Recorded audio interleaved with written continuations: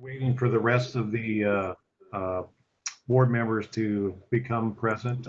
We will begin with our public forum, which is a time that we allow before we get into our formal agenda, which is an opportunity for people who've signed up, or in this case have logged into WebEx and indicated they want to talk to the board today about issues of concern about TriMet or others.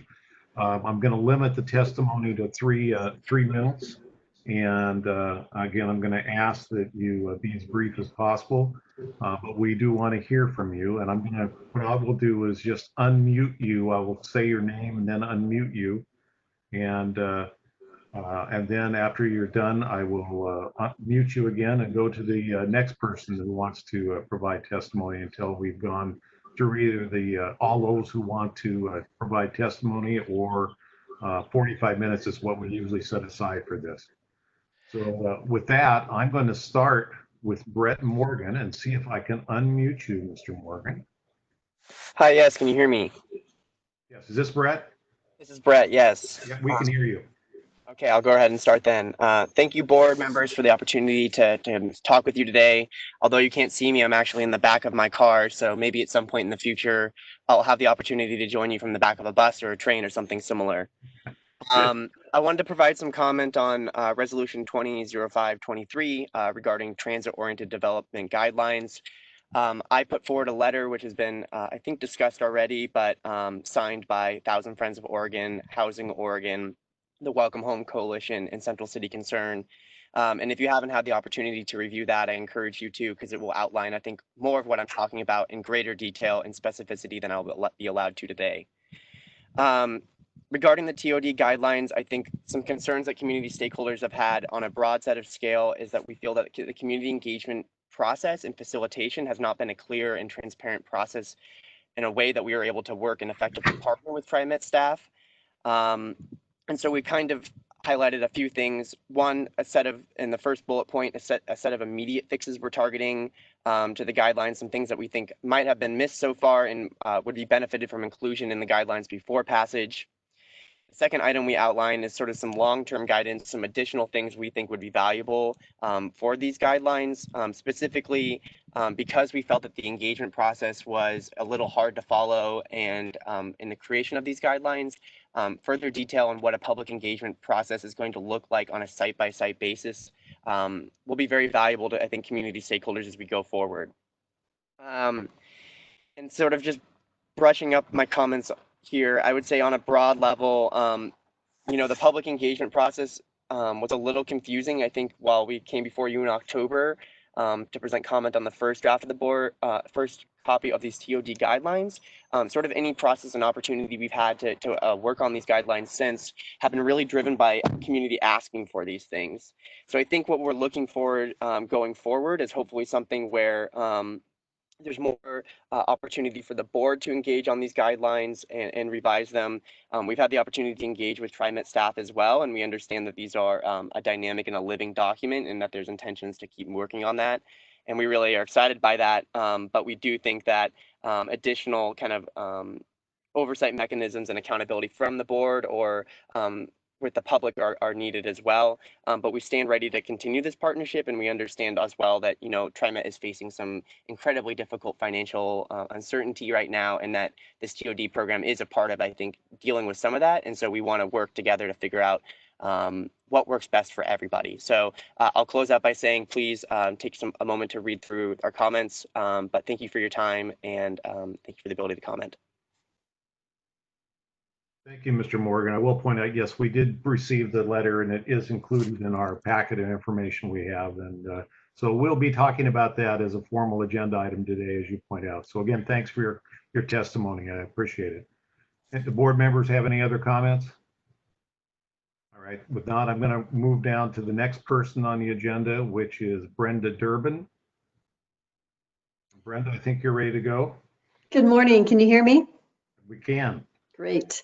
Good morning, President Warner, directors. My name is Brenda Durbin. I'm the Director of Clackamas County Social Services, and I'm here today to relay the county's concerns about the proposed reduction in TriMet support for Ride Connection. This public testimony is in addition to a letter that the board chair sent to TriMet earlier this week. So the proposed funding reduction will negatively impact community-based transportation services for vulnerable populations in the entire Tri-County area and will have a really profound impact on the services provided in Clackamas County. Last year, the county and our senior center partners delivered over 68,000 rides to older adults and persons who experience a disability. Over 11,000 of these rides were for medical purposes.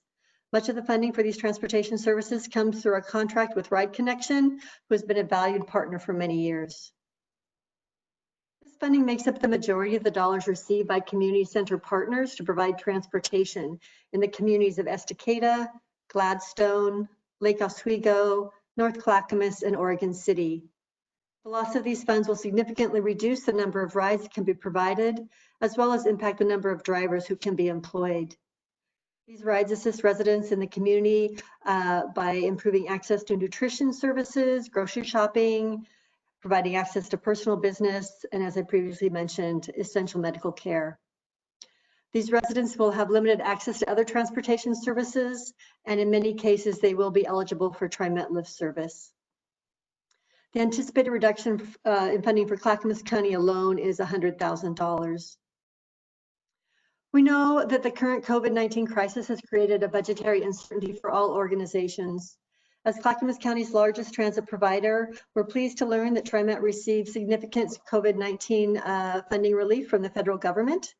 And while we appreciate the complexity of TriMet's budget, we're very hopeful that this funding can be used in a way to eliminate the need to reduce the general fund going to these critical community-based transportation programs. In closing, we respectfully request that you do not adopt the recommended reduction in funding for this program and that you retain the current level of funding to Ride Connection. And I sincerely appreciate your time today.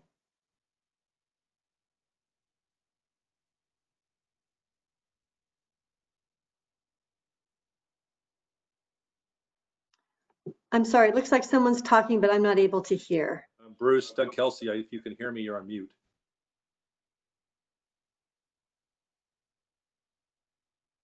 Very much for your testimony.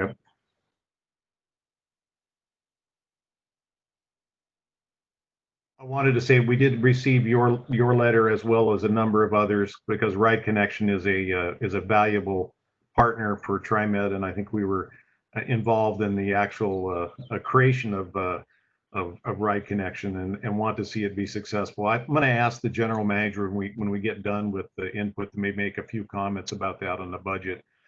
Because we do want to continue to work with you and want to, again, share the pain as equally as we can. So more to come to that, more on that. So stay tuned. Appreciate your comments.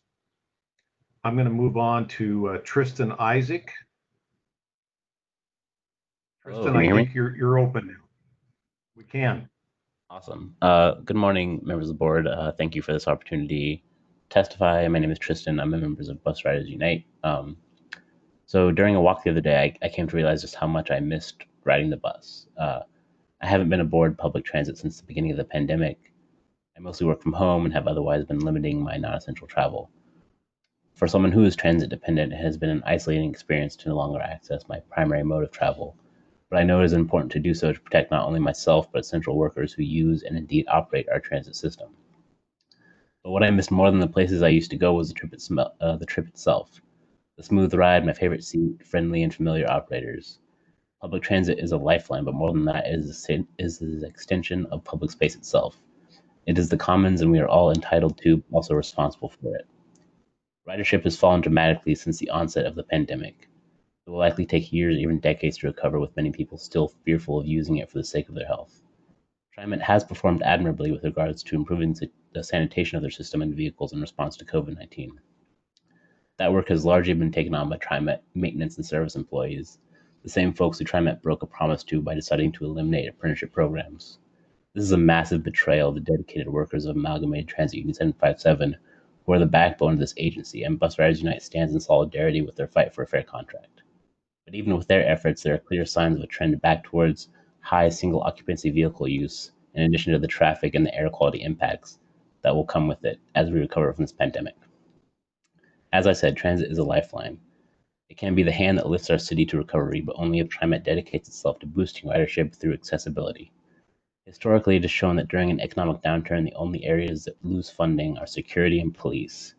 In this year's budget, TriMet has already chosen to allocate millions of new dollars in new security spending, and I fear that next year will be even worse. With millions laid off, the last thing anyone wants or needs is more fare inspectors and cops haranguing you for $2.50. People struggled to pay fare before the pandemic, and they will struggle more after. Fare inspectors are not vital workers, nor are they necessary to operate a transit system. We need fare relief, not more fare enforcement. Using funding from the CARES Act, TriMet must develop a process to recover ridership and maintain service while implementing a moratorium on fare enforcement until the pandemic has passed. Supporting essential workers and helping our city recover must take precedent over enforcement of petty fares. Thank you. Thank you. Appreciate your comments, and we will have a lot of discussion about, again, priorities and a plan to bring back riders as quickly as we can. So your points are right on. I'm going to move on to the next person, which is Richa Pudyal, and I believe you're unmuted, and the floor is yours. Okay, great. You can hear me? Yes. Great, thank you. Hello, good morning, President Warner, Board of Directors, and yeah, thank you for the chance to speak with you this morning from my home. My name is Richa Podell. I'm the Advocacy Director at the Street Trust, which is a membership-based nonprofit here in Portland Metro Region, working to improve conditions for walking, biking, and taking transit. I'm also transit dependent and have not ridden the system since the beginning of quarantine. The Street Trust is also an active member of Teac, and the comments that I have today are topics that have come up amongst Teac members at our last meeting. I know this is a challenging time for transit in general across the country, for TriMet in particular, and so I really thank you all for the work that you're doing to make a number of important decisions in this moment. I just wanted to speak to a couple of those decisions that you might be considering as you look at adopting a budget and kind of adapting to the current reality. So I know that many of us that depend on our transit system to get around, including me, are glad to hear that TriMet is receiving federal assistance in the form of $185 million from the CARES Act. And, you know, I think we understand that there might be some stipulations and restrictions on what that money can exactly be used for, but I just wanted to urge board members to ensure that community who might be affected by where this money goes is really meaningfully consulted in a transparent manner. As a transit advocacy organization, we really share this goal of wanting to restore ridership. As a rider myself, I share that goal of wanting to get back on the bus. And we know that'll be an incredible challenge moving through this pandemic. So it just feels more important now than ever that riders are being involved in those budget decisions, so that allocations are truly based on the needs of riders and the things that we know will get them back on the system safely. So yeah, please do ensure a true transparent public process for that part of the budget especially. And then the other ask that I kind of have is also around fare enforcement. We know and appreciate that right now, at least on the bus system, folks are allowed to ride when they don't have, even if they don't have their bus hot pass. But I think that this should be made much more clear to community, kind of like as clear as it was made that cash fares will no longer be accepted. I think this moment should really be about setting the system up for increasing ridership safely. We know that in general, decreasing the number of touch points and making it easier for passengers to keep a distance from drivers and each other is really important for making people feel safe enough to start riding the system again. So I guess at this time, when fares are already not a large source of revenue for TriMet, and when we're trying to make the system safe for riders again, I urge the board to really consider more clear and direct messaging to riders to let them know that fare enforcement is not a priority right now, and to really prioritize pausing fare enforcement so that we're removing those touch points on the system to support riders feeling safe on the system, both short-term and long-term.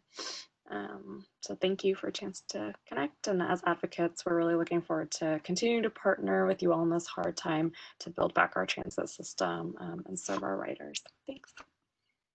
Thank you very much for your testimony. We appreciate the work of your organization too. And I appreciate all of you for being very brief and meeting the 3-minute requirement. I think you'll find that we'll have some substantive discussions about a number of these issues. And I'm going to ask if there's anybody else right now that wants to provide testimony. I don't see anybody else with Bruce, yes. I have a message from Gabriella Saldana. She can't raise her hand, but she does want to speak, so I would like to unmute her.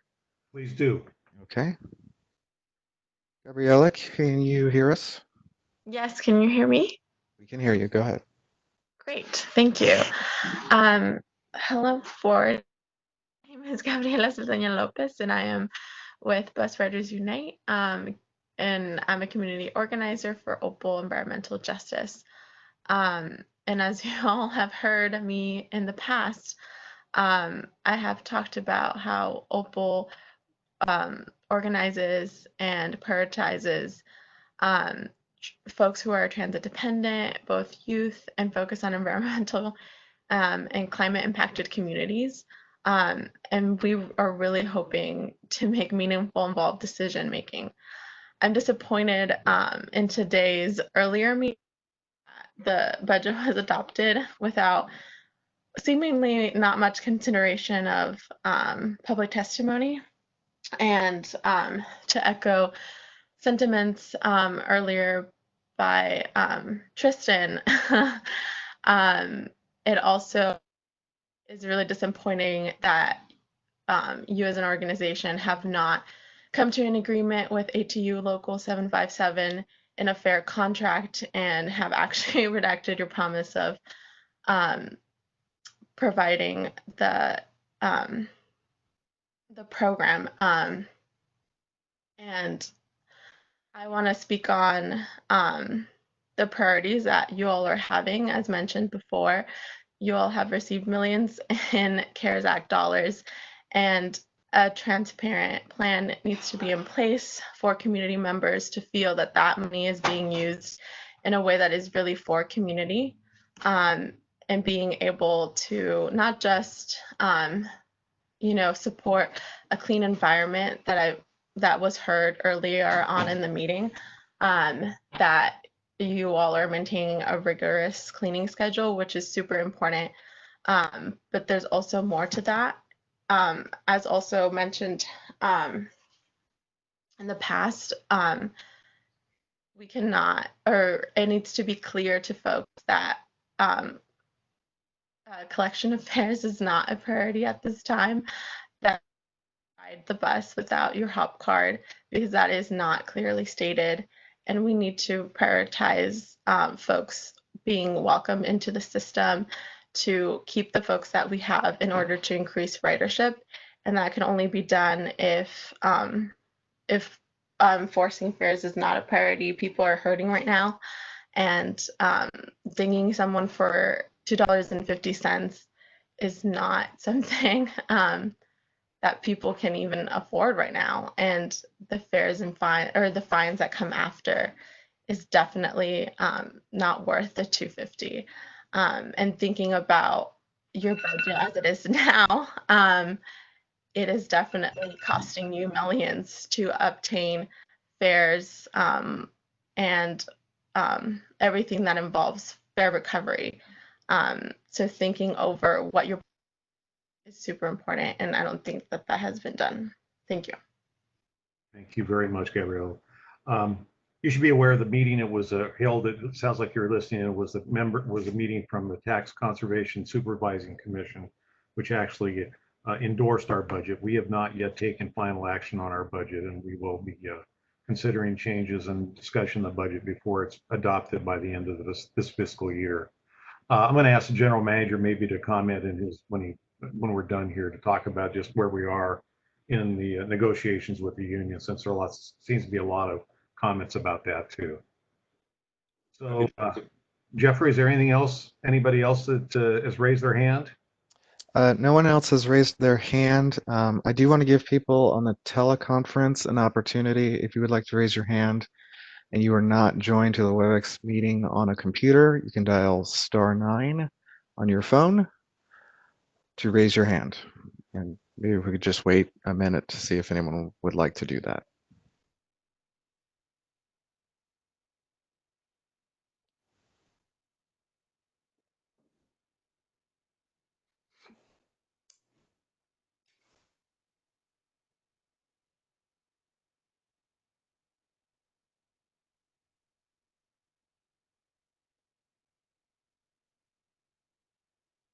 Jeff, I don't know if you can see my hand.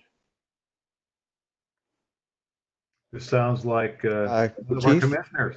This is Director Edwards. Yes, we can see your hand. Okay.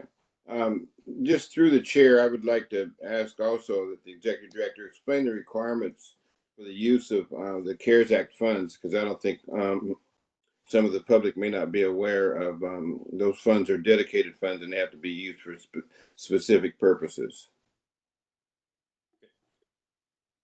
Good comment, Director Edwards. I'll make sure I'm looking for the board members' hands also. You see any more there, Jeff? No, it does not look like we have any more hands. Okay, with that, I'm then going to close the public forum and move into our regular business meeting agenda. And I'm going to call the regular business meeting of the TriMet Board of Directors for May 27th, 2020 to order. And we have up on the screen before you our agenda. The first agenda items are the board reports, and I'm going to ask Director Stovall if we have any report from the Finance and Audit Committee. We do. The Finance and Audit Committee actually met on May 11th, and it's kind of an update for the board. As I give this update, the Finance and Audit Committee is actually going to be potentially meeting more regularly rather than the once a month as things arise and issues become very important to deal with. The Finance Committee will be meeting again at least once a month as we normally do, and then again as required and needed to get the further updates in regards to what's going on with the current pandemic and our response to that. So our last meeting on May 11th, we got an update. The Finance Committee got an update on kind of our response in regards to kind of what's going on in the pandemic. It's a dynamic situation, as everybody's aware of, and that dynamic, the potential of this changing rapidly is always in play. So we're getting these kind of these ongoing updates, but once we get an update, things change quite rapidly. So we received just an update at that point in time as to kind of what was going on in our response. The majority of that the board is already aware of, and just not a ton of stuff has really changed ultimately in regards to our response, but we're just really starting to solidify some of the numbers that we're now coming into, that are now better coming into view, and continue to kind of get the true number that's going to be coming in that aid. So we've got from the COVID-19 federal aid that we've discussed a number of times. So that was the majority of the conversation of kind of the latest highlights. And again, I'm sure if we met today, things would probably be even a bit more different than they were back then. The second agenda item that we discussed was an update to the business plan for the next year, kind of some highlights, some changes and adjustments, and mostly it was in response to some of the things that are they relate to, again, the pandemic response. So we've got some items that are going to be highlighted, and the team did a great job of kind of highlighting the differences and the adjustments that are going to be made from timelines to ensure that we are still able to move forward some of the key business plan items, but also knowing that our current state of having to work from home, not having the opportunities to really be able to get all the input needed and required to move some of these projects forward, those timelines are going to change. Some of those projects are going to adjust a little bit. And so we got an update on those topics. Again, this stuff will be coming to the board, as we continue to unpack this, and the board will have an opportunity to kind of weigh in and hear some thoughts and ideas on some of the updates that I'm referencing here. Those are the two items that we discussed at the prior Finance and Audit Committee. Are there any questions in regards to either of those items that I just referenced, or actually President Warner and Director Simmons were both, of course, at that meeting? I don't know if there's anything that you would like to add to what I've already shared, but we'll open it up for either of them to add to that part of the conversation or to the remainder of the board remainder of the board members to ask any questions. Linda, it doesn't look like Linda has any comments, and I don't. I think you did a good report, but I do see Ozzy, Director Gonzalez has a question. So Yes. why don't you start? Thank you, President Warner. I had a quick question, Travis, around the composition of the committee. Has the composition of the committee shifted at all in light of COVID? Have you brought in any new voices, or have you seen the need to bring in new voices as a result of all this? As far as the Finance and Audit Committee? Yes. Finance is an internal meeting, is an internal committee. So it's just key staff and then 3 of the board members. So it's mostly the schedule, the frequency of meetings that has shifted.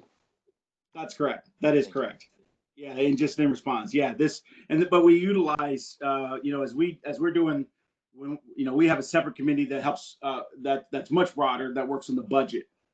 So then we have a separate committee. Anytime we do an ad hoc finance kind of review or effort, any of those things, we utilize the specific, subcommittee or task force to assist with us on this. But this committee is really just focused on the internal, and then the 3 board members, and it's kind of really that internal processing of the information. But yeah, you're correct. It is just the difference in the timing based on a need to have a better response to what's going on, in response to the pandemic.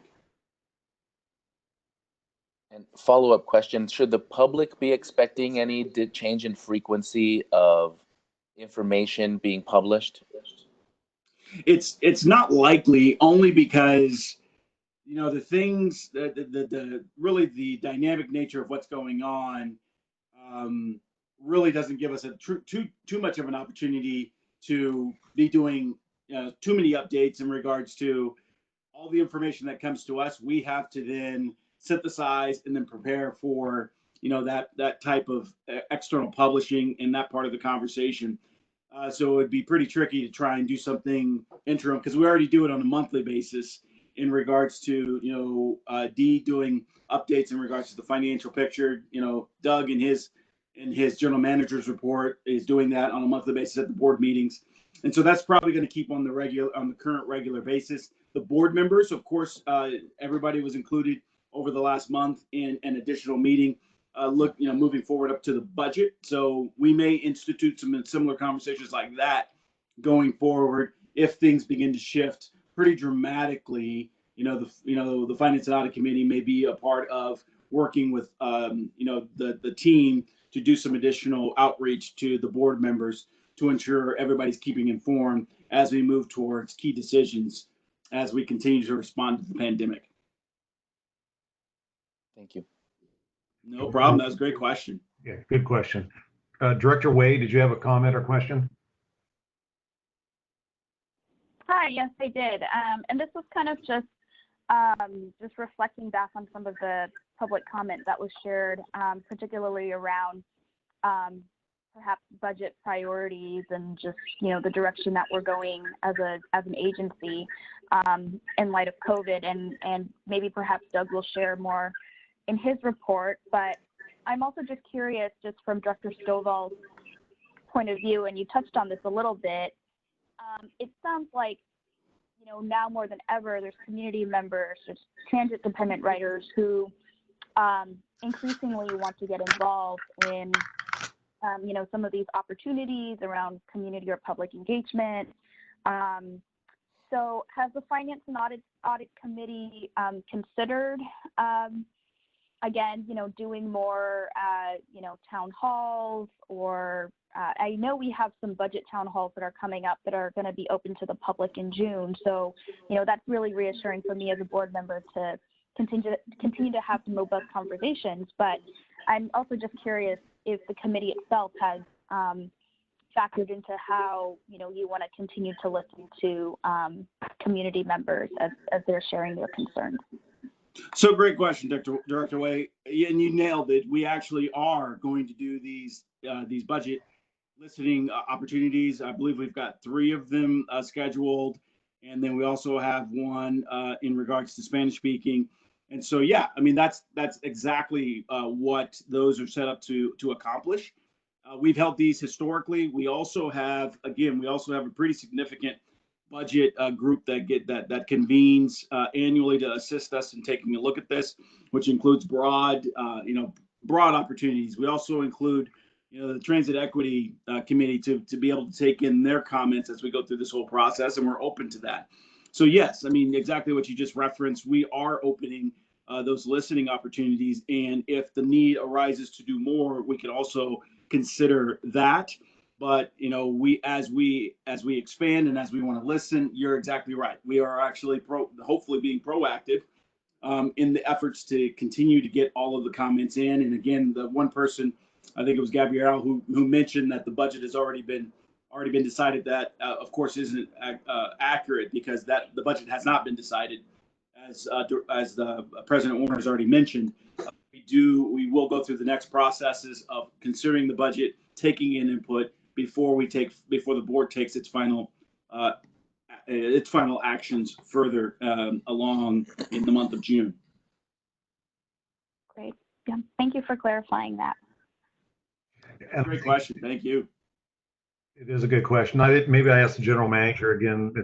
He mentioned it at the last meeting, but some people may not have heard that. Is that we're building a budget that is based on a lot of things that are changing, and as we see, and so there's going to be some flexibility built into this budget to deal with needs, and I think that more and more folks are going to be interested in our monthly financial reports, and I think the staff is committed to maybe come back to us on a quarterly basis as things are starting to emerge and change. And I know that Bernie Bottomley is also trying to, it sounds like, in charge now with a plan to actually figure out how we're going to ramp up and get writers back in the future. So I'm looking forward to those reports too. And I think our stakeholders will want to be engaged, and we'll want to get them engaged. I'll be happy to comment on it at my general manager's comments. All right, thank you. Any other questions or comments for Travis? And then I'm going to move on to the next report, which is the Transit Equity Advisory Committee, and Director Gonzalez, who probably has a little more time on to commit to this than he has in the last few months. So the floor is yours. Thank you. Thank you, President Warner, and to everyone on the call today. We had a meeting on, let's see, the days were a bit of a blur. I believe it was May 12th, not last week, the week before. Seems like an eternity already, but we did have a robust conversation with Teac. Now, this is the Transit Equity Advisory Committee. It's comprised of over a dozen community organizations that each represent transit-dependent riders and sectors of our community that are key components to our community engagement effort. So I just wanted to set that context up. So Teac met on May 12th, and we discussed the face covering survey, and we're able to update the members on the results of the face covering survey, as well as set up a system to start distributing masks throughout the community. TriMet has set up a program to, at last I checked, was distributing 10,000 masks for free directly to Portland Metro community-based organizations. So many of our Teac organizations opted into that program and helped us distribute those masks to community members. This is in addition to masks that have become available on the public transit vehicles themselves. TriMet also discussed an overview of the new equity webpage, which I believe we're going to be seeing some data in a subsequent report here today. But we were able to show this website that is focused on the overall equity work for the agency. And it's part of it is through the programs that are mandated federally by Title VI. And some of this is through our internal agency programs with respects to like supplier diversity and things of that nature. So the website is up and is starting to highlight milestones regarding the low-income fare program, affordable housing projects throughout our footprint, as well as the supplier diversity and minority contracting. So that was great to see the unveiling of that website. I encourage anyone out there to take a look. Teac also received an update on the agency's efforts to develop the equity lens, the draft equity lens tool. Again, something that is a derivative of the Title VI federal mandates, a standard that we're proud to be holding up here in our region. And we were able to look at consulting for the year ahead to continue to build out the tool. So this has not only allowed us to unveil the tool, but to start discussing how we're going to work with the community to actually develop this tool over the next year. So that's an exciting process. TriMet returned to Teac an overview of the TOD guidelines. So we got another version of changes that were briefed to Teac over 2 weeks ago. We got some additional feedback from that. So, we're seeing today the latest from all of that engagement. And TriMet provided an update on efforts to support the remote enrollment for the low-income fare program. So that's been another development. And of course, working with the community organizations that are in Teac to make sure that this enrollment program is able to be implemented throughout our community network. So that's going to make, hopefully, it's going to make it much easier for people to not only enroll in the program, but for our community agencies to support people in enrolling for the program. The numbers have already exceeded our expectations. I didn't get the most updated number, but we're well over 20,000 enrollees at this point. So that's been a pretty, I hesitate to say successful rollout because it just means there's a lot of need out there. But I like to say that the program, the adoption of the program shows that we are rolling it out effectively for those that need it. And finally, Teac board members, Clackamas Community College student Ray Atkinson, who's a member on Teac, provided an update on the Clackamas Community College's Shuttle program and outlined its community engagement plan. So there's some opportunities there for TriMet to continue to complement some of our other affiliates in their paratransit services. It was a good meeting. We had 26 meeting participants. We've adjusted to working remotely.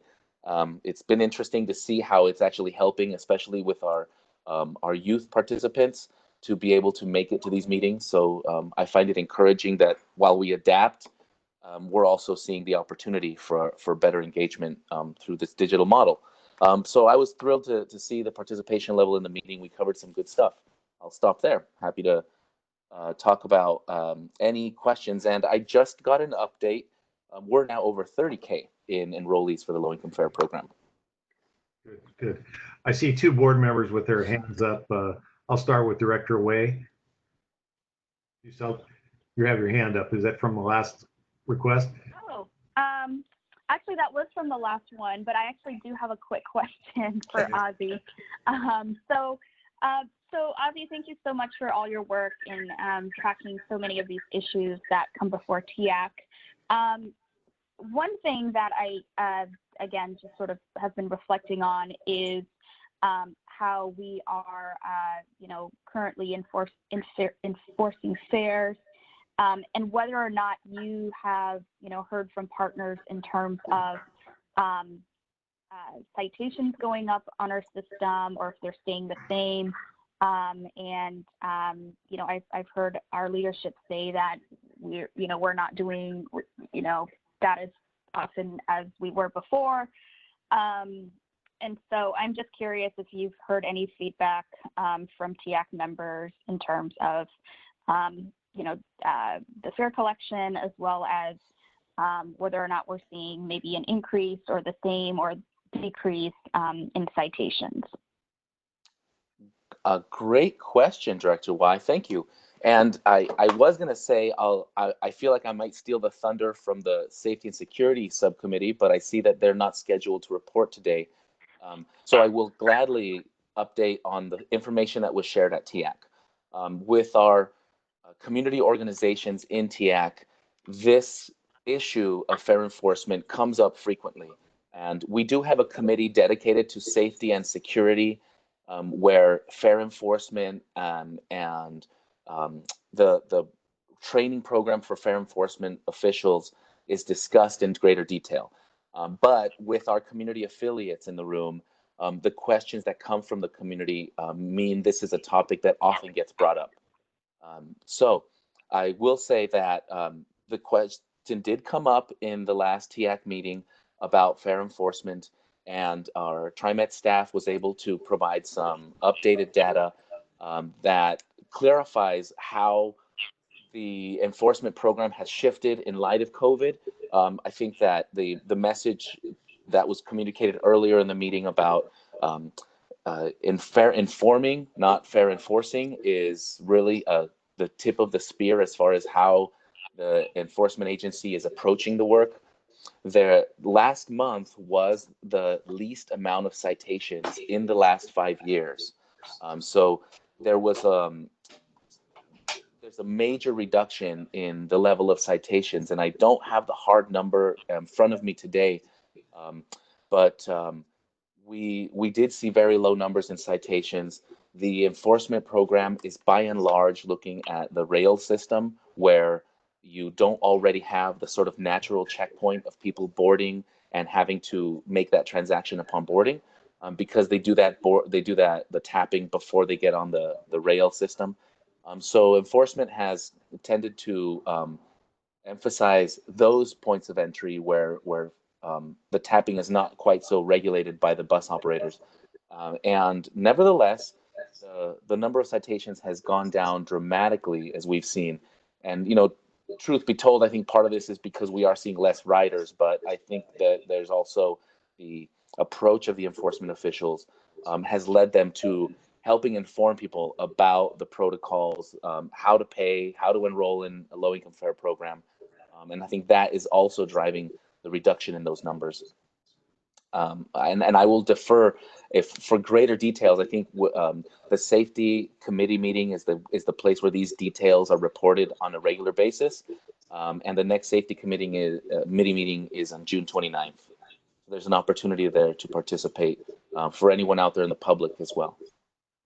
Great, thank you so much. I just want to quickly respond to that. I think while it's great to see, you know, the citations decrease, I want to just speak a little bit to just so much of an increased, you know, anxiety, fear, stress that many of our, especially transit-dependent folks who really have no option else, you know, just their own mental health and how they're experiencing things on the system. And I know that for me and, you know, many of folks that I know, we have the luxury to work from home, and but, you know, that's not the case for so many other people in different situations, and especially essential workers who, again, you know, many of them have to continue to take transit to, you know, really be the backbone of this pandemic right now. And so right. I would just take it a step further and maybe, you know, explore this possibility of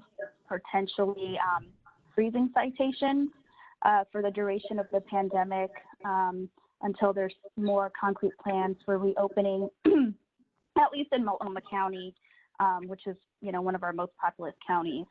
Just something to consider. And I know, you know, Doug will probably have other thoughts around that, but I think this is just such a critical time right now for, again, transit-dependent riders, people who are, you know, low income, and just having additional stressors of, you know, someone coming up to you and questioning payment, and then, you know, going through the citation process can be very detrimental. So just wanted to bring that up. Thank you. Thank you. Director Bauman, did you have your hand raised? I did. Thank you. Ozzie, thanks for that report. I think you mentioned a face covering survey, and yes, I had not heard of that before, and I wonder if you can give us a little bit more detail on what that involved. There was a survey that was issued by TriMet out to well, through the network, through the website. It gets distributed to the Writers Club, Teac organizations to distribute to their membership. I don't have numbers for the number of respondents we got, but it was a broad public survey, really evaluating the safety concerns of people and how they ride, how they have been impacted by ridership, and what their safety concerns are by riding the system. So that's provided some insight as to where are people's concerns and how they feel about whether the bus driver wearing a mask or whether the shields protecting the bus drivers make them feel better. And so that insight was brought forward. Let me see here. We were also asking in the survey if the partners were open to offering services and asked if they had the ability to distribute masks to provide them. So from that survey, we were able to discover that there were community affiliates willing to help distribute masks, and that's what led us to now how do we get them to you, and who would like to get some. Now there was, I believe we all got links to the survey. I'm not sure if you had a chance to see the questions themselves, but it was about really how are you riding and now in COVID, and are you able to have your concerns and safety addressed?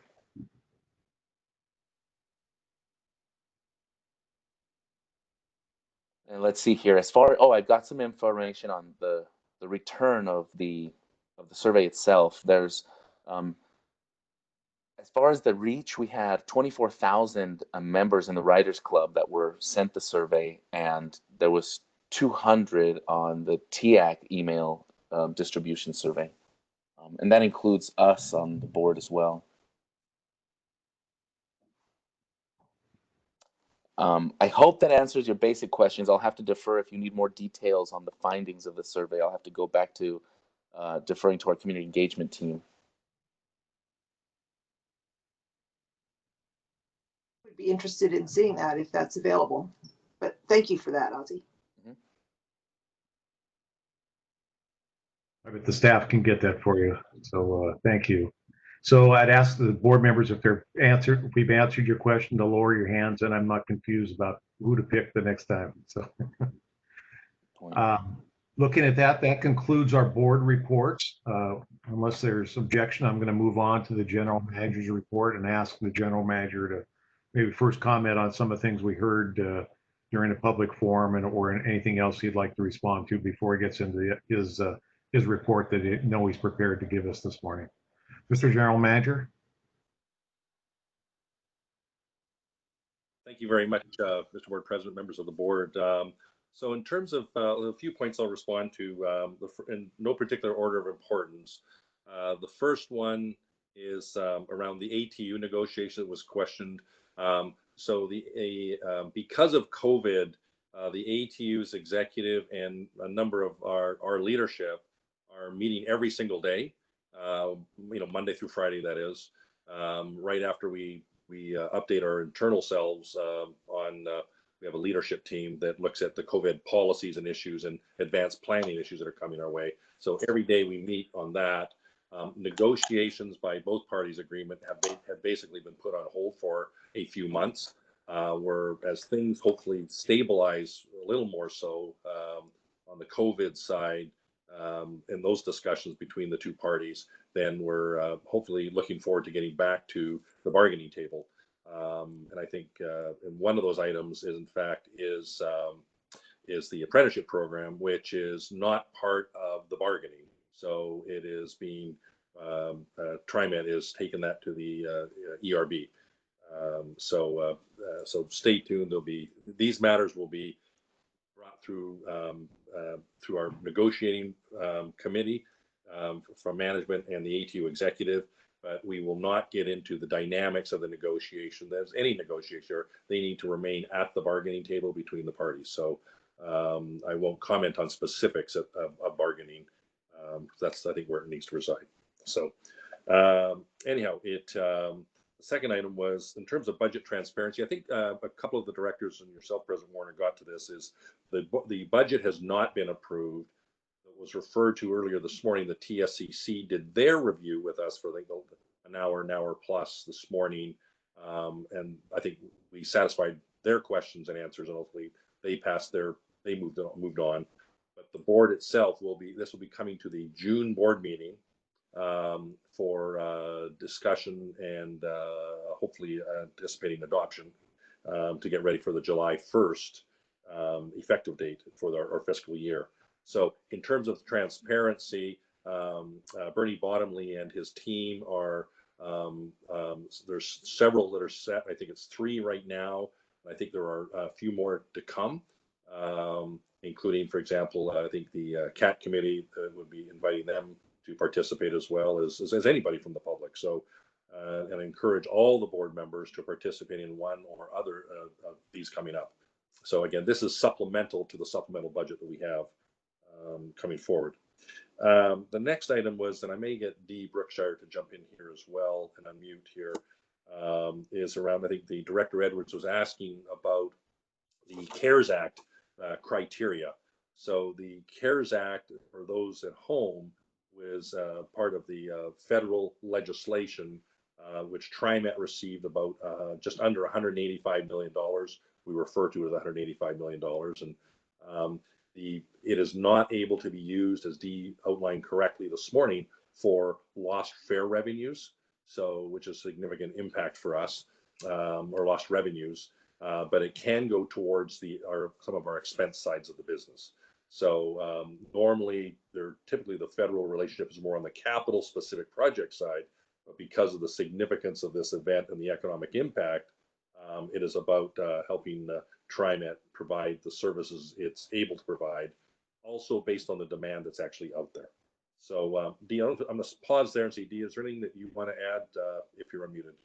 Sure. I think it's important for us to remember that the CARES Act funding was meant to cover costs related to COVID-19. And so we've been accumulating those costs, and they're quite extensive. Cleaning supplies alone are $300,000 to $500,000 a month. So plus labor and so on. So those are direct costs that can be attributed to it. We were also able to pull in the money using preventative maintenance funding to cover expenses that are not specific, that are related, but would take longer for us to collect through COVID. But on the other point regarding public information, we have posted all of the proposed adjustments to the last approved budget on our website. So we had the proposed budget, which was approved, and then now we're waiting for the adoption in June. But in the meantime, as conditions change, we post the proposed adjustments on the website. Okay. Thank you, Dee. And the last item that I would add that we heard commentary on, and I did talk about this at the TSCC hearing a little bit this morning, was the comments around Ride Connection and its reduction of funding. So part of this is that we have a contract with Ride Connection, and part of the dynamics that the principles that we're looking at is maintaining financial flexibility. Firstly, we don't know how many people will come back to using paratransit or transit system, let alone Ride Connection or WES. So in the contract that we have, typically we allocate that money over a year basis. So it's part of our contract. We have in this proposed budget, we want to retain flexibility. So the current budget draft that's out there now is, I think with the federal contributions plus our own to Ride Connections, about $2.75 million anticipated for next year. And so the reduction is about 18%, or actually just slightly less than the bus service that we've already cut back. So we're anticipating to monitor it versus put it in the contract and then it's kind of gone.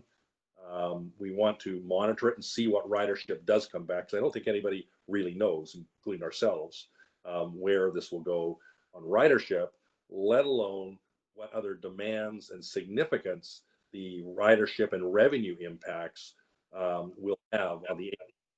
So there's a significance to maintaining flexibility here is one of our strategic principles. So the current scenario, which we are looking for feedback on, is that Ride Connection is not alone in the dynamics that this region and this world is facing. And so we're trying to manage this, as many people rely on the transit service fundamentally. We do have also, we're going to have to continue to fund our paratransit service, where they in fact have a lot of capacity available also. So right now it's an 18% reduction over the total dollars federal and ourselves that we're looking at. But in the budget, I also have an increased contingency to not know what is actually coming our way, again, between ridership demand and let alone our financial circumstances of the severity that we may or may not be facing. So the goal is that, in fact, we do restore full service for all parts of our business, but we want to manage the cash that keeps us as flexible as possible. So that's probably where I'll leave that there, and happy to answer any questions on that. In terms of my report this morning overall, I want to give you a bit of an update on COVID, because there has been some important changes that have come this way, particularly since the Governor Kate Brown's recent order has come out over a couple of weeks ago. Give you a brief update as we've talked about ridership, where that sits for the month of April, looking back a bit. And as Director Gonzalez has spoken about, want to give some great insights into the DBE program. So I've got a presentation there. And finally, want to talk about an award that some of the team has done an amazing job on, but stay tuned for that in a sec. So firstly, as you know, we received some encouraging news in the last few weeks from Governor Kate Brown, as she laid out a framework for, hopefully for all of our benefit, about reopening Oregon back up. For us, it's a clear sign and also evidence of the aggressive social distancing, not only as a state that's been practiced, but also particularly here on TriMet, that we've all endured for the last number of months. I think it's been effective. We are not, as you heard earlier today, we are actually doubling down on cleaning standards, and with those comes $8 to somewhere up to $12 million. It does come out of the CARES Act. Purchasing equipment, foggers and such that help invest in the confidence, hopefully the public will see in our standards for cleanliness, to come back and trust us to use the system as we open back up. So we're not taking our focus off the importance of not being through this challenge of the virus, let alone the economics that it's unleashed challenges. In terms of to date, because of the standards we've used, we're very fortunate, and the great work of our frontline operators, our essential service operators, and mechanics and cleaners. To date, we've only one of our operators has tested positive for COVID-19. That was back in late March, and the operator has since turned to work mid-April. So just great appreciation for great continued health for that person and their families. I think it's particularly important, this result, knowing how many hundreds of thousands of boardings. We carry about 100,000 boardings even during COVID today. Typically it was around 300,000, but we're down by about a third of our ridership. So with that, it's just a really great result, and we've got to keep focusing on keeping our employees safe and our customers safe as well. And we're not going to waver from that.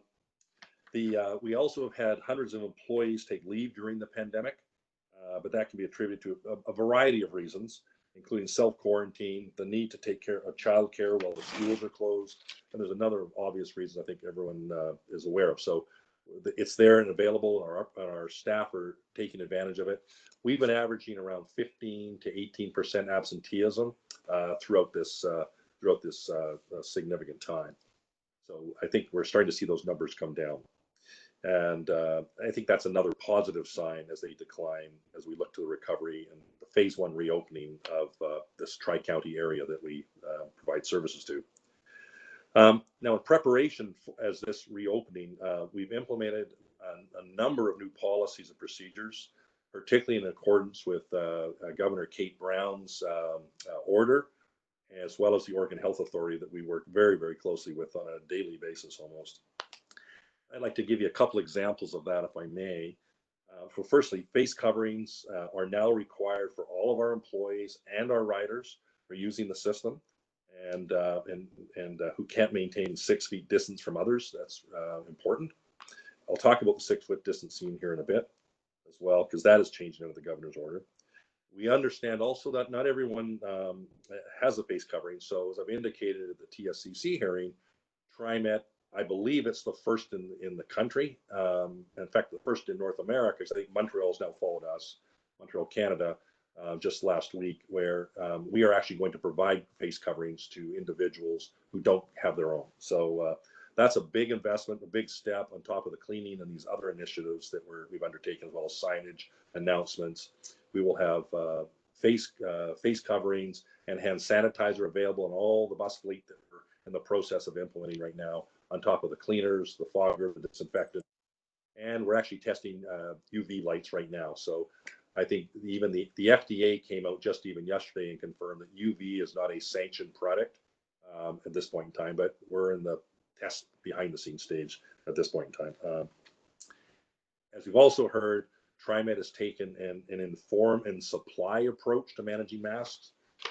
as opposed to inform and not enforcing.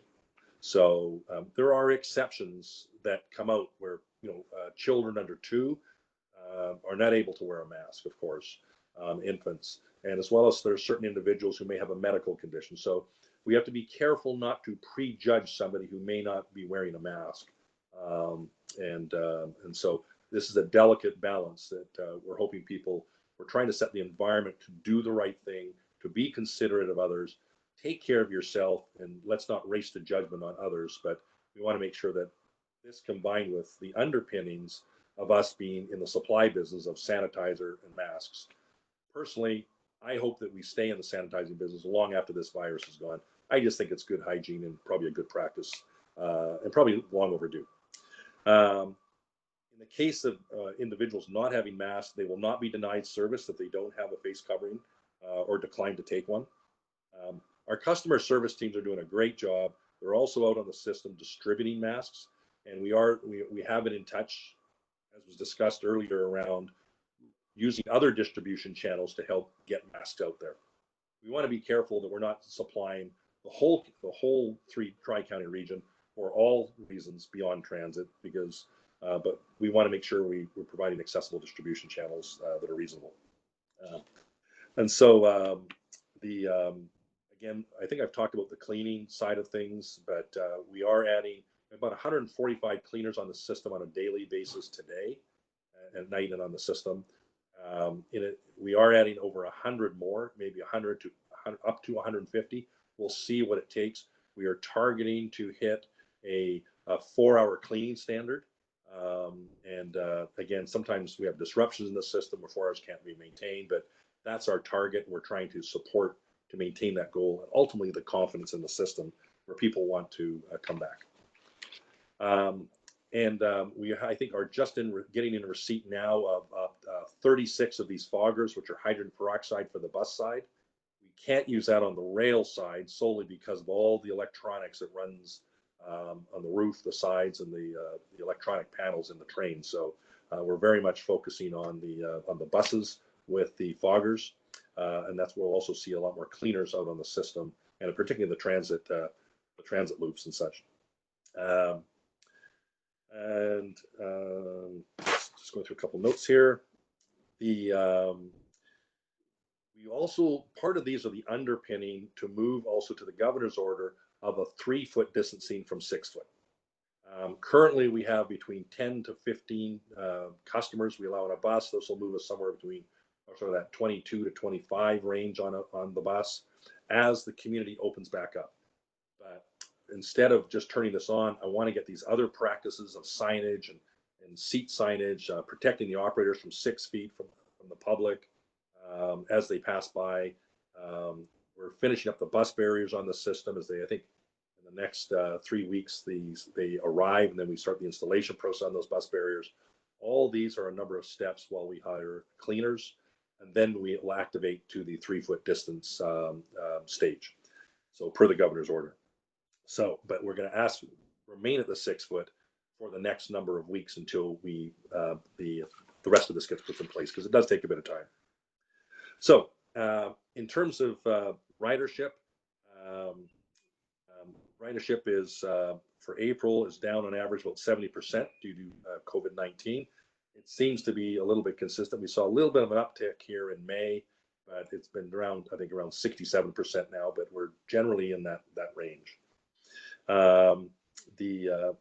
Compared to a year ago, we were down 68.4% on the weekly basis.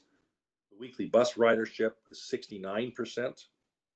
Max ridership is down 67%, and West was down nearly 83%.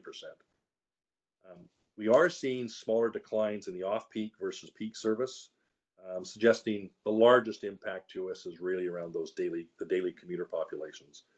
And we hope to gain more as Bernie Bottomley's undertaking a ridership recovery group. Say, what are those ways that we have to reach out to customers, to engage customers? Are there different segments?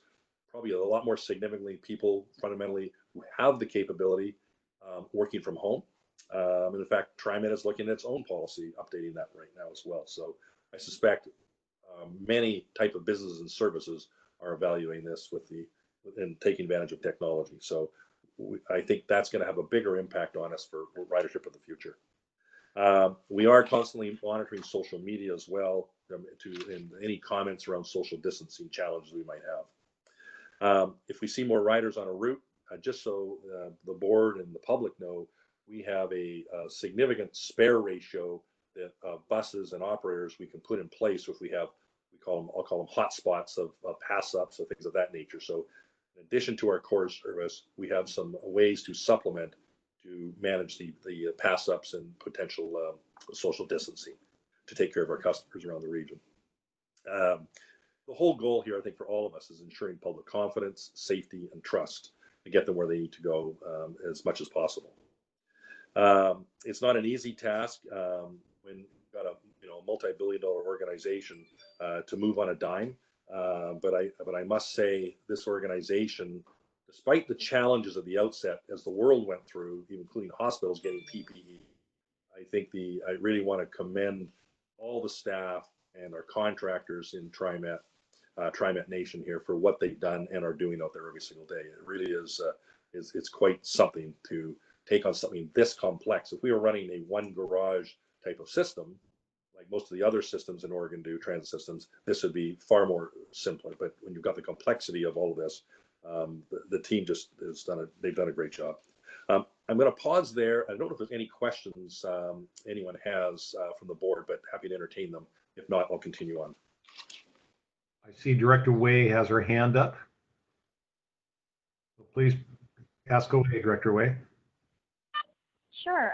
Sorry, Doug. I should have also waited for you to complete your whole report. But at some point, if you want to, I think it'd be great if you can talk a little bit about, some of the references to reducing citations that Ozzy has referenced in his report. And I know that right now, a lot of our TriMet workers, at least the ones that are, monitoring MAX, are playing different roles in terms of, maybe distributing masks, or it sounds like we're sort of repurposing some of those positions, but also just in line with reducing the amount of contacts that folks are exposed to. I think that citation goes, no pun intended, but hand in hand with that. And so I wonder if you can talk later or now about, our approach to how we're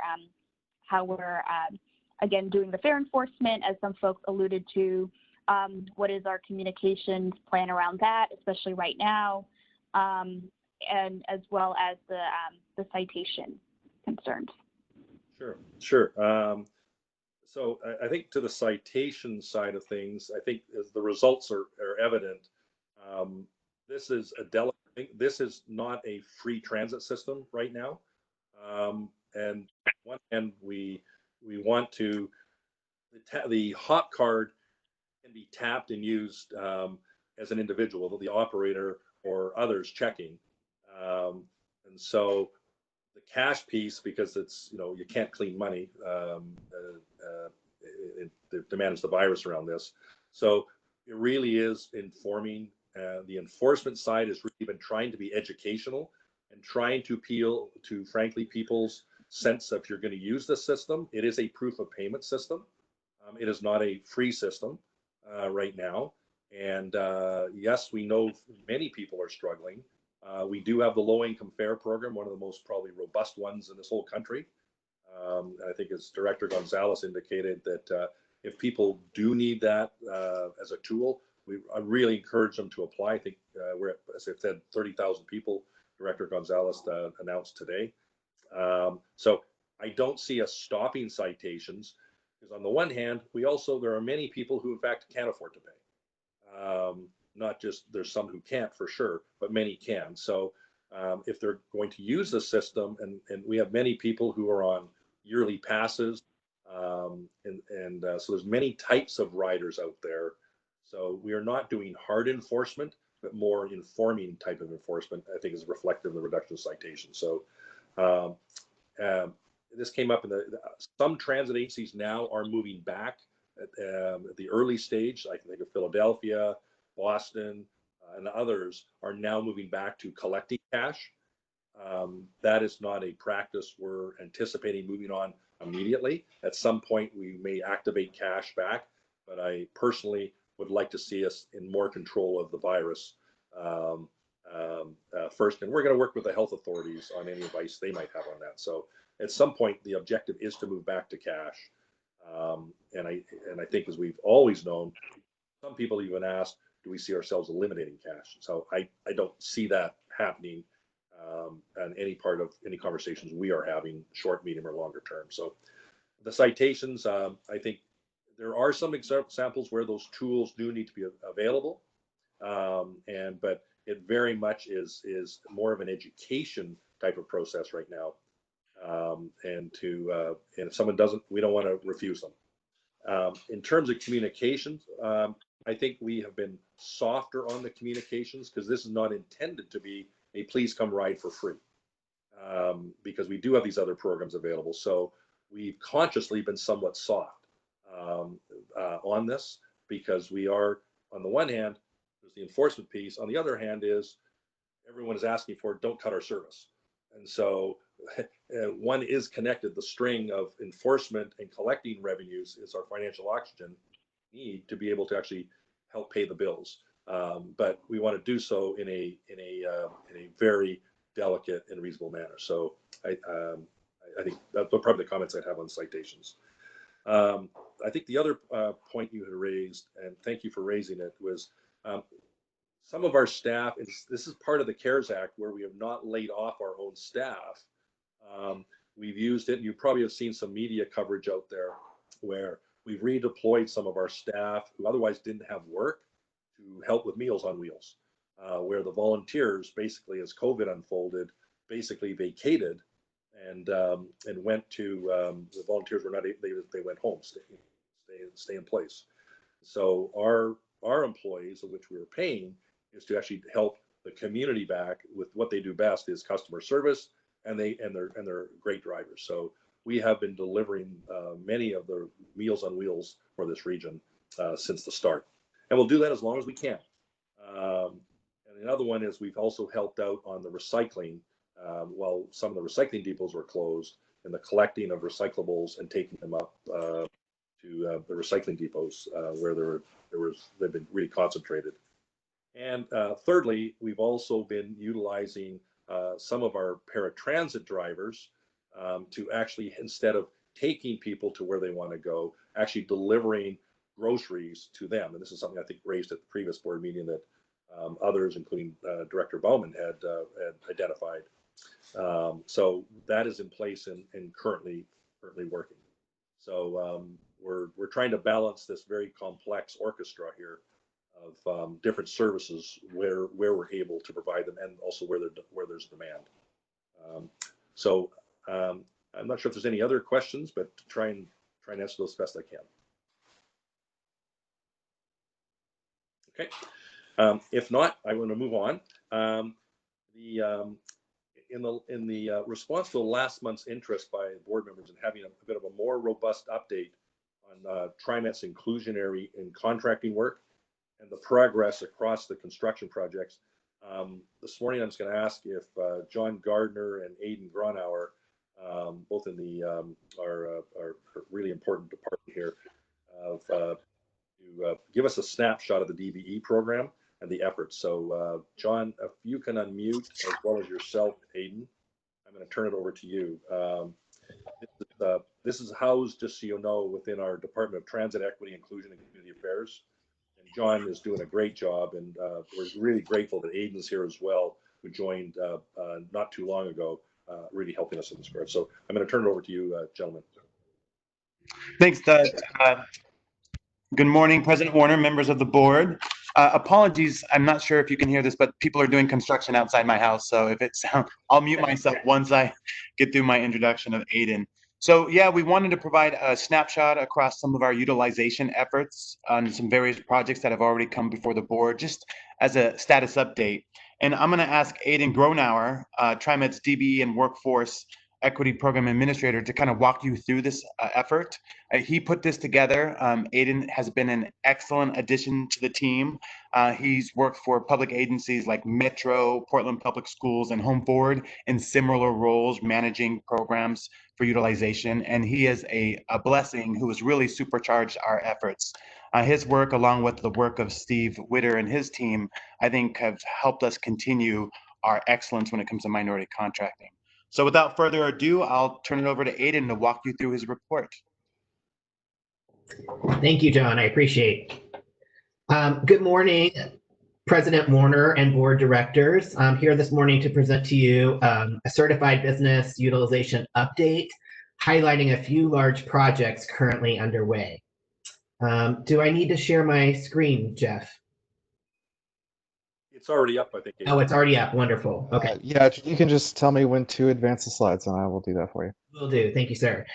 So I'll start with a quick overview of kind of the DBE program and some work we do, followed by a detailed look at 7 capital projects, and conclude with agency's next steps. So first off, TriMet maintains its national award-winning model for involving disadvantaged and small businesses owned by people of color and women that began with the Interstate Max Light Rail project back in 2000. And every year we continue to raise the bar. TriMet is an economic engine for our small business community. We believe businesses and people building our transit system should represent the demographics and diversity of our region. And that's why we're committed to providing opportunities to disadvantaged business enterprises in efforts to improve mobility throughout the Portland metro region. For over 20 years, we've consistently focused on pushing ourselves to do more to level the playing field for minority contractors and workers and ensure that our projects contribute to the regional growth and capacity of DBE firms. So I'd also like to point out that currently TriMet is a race and gender neutral contracting agency. This means that TriMet does not use quotas or set-asides on U.S. Department of Transportation assigned contracts. As a principal recipient of federal funds, TriMet sets a triennial overall DBE aspirational goal for DBE participation on U.S. DOT assisted contracts. We, myself included, track and analyze our progress towards meeting those goals on a consistent basis and take corrective actions if needed on not meeting goal. The small business or certified business program is an element of the DBE program. Federal versus local funding. So whether we are tracking DBE utilization or all certified business utilization depends really on the funding source. One way to think of it is any project with even $1 of federal funding utilizes the DBE program. So we track DBE utilization on that project. And then all of the projects with local funding, we're tracking all certification types. As far as certification types go, TriMet is a member of the Unified Certification Program, a UCP, that is administered by our state of Oregon's Certification Office of Business Inclusion and Diversity, otherwise known as COBID, with a B, not a B.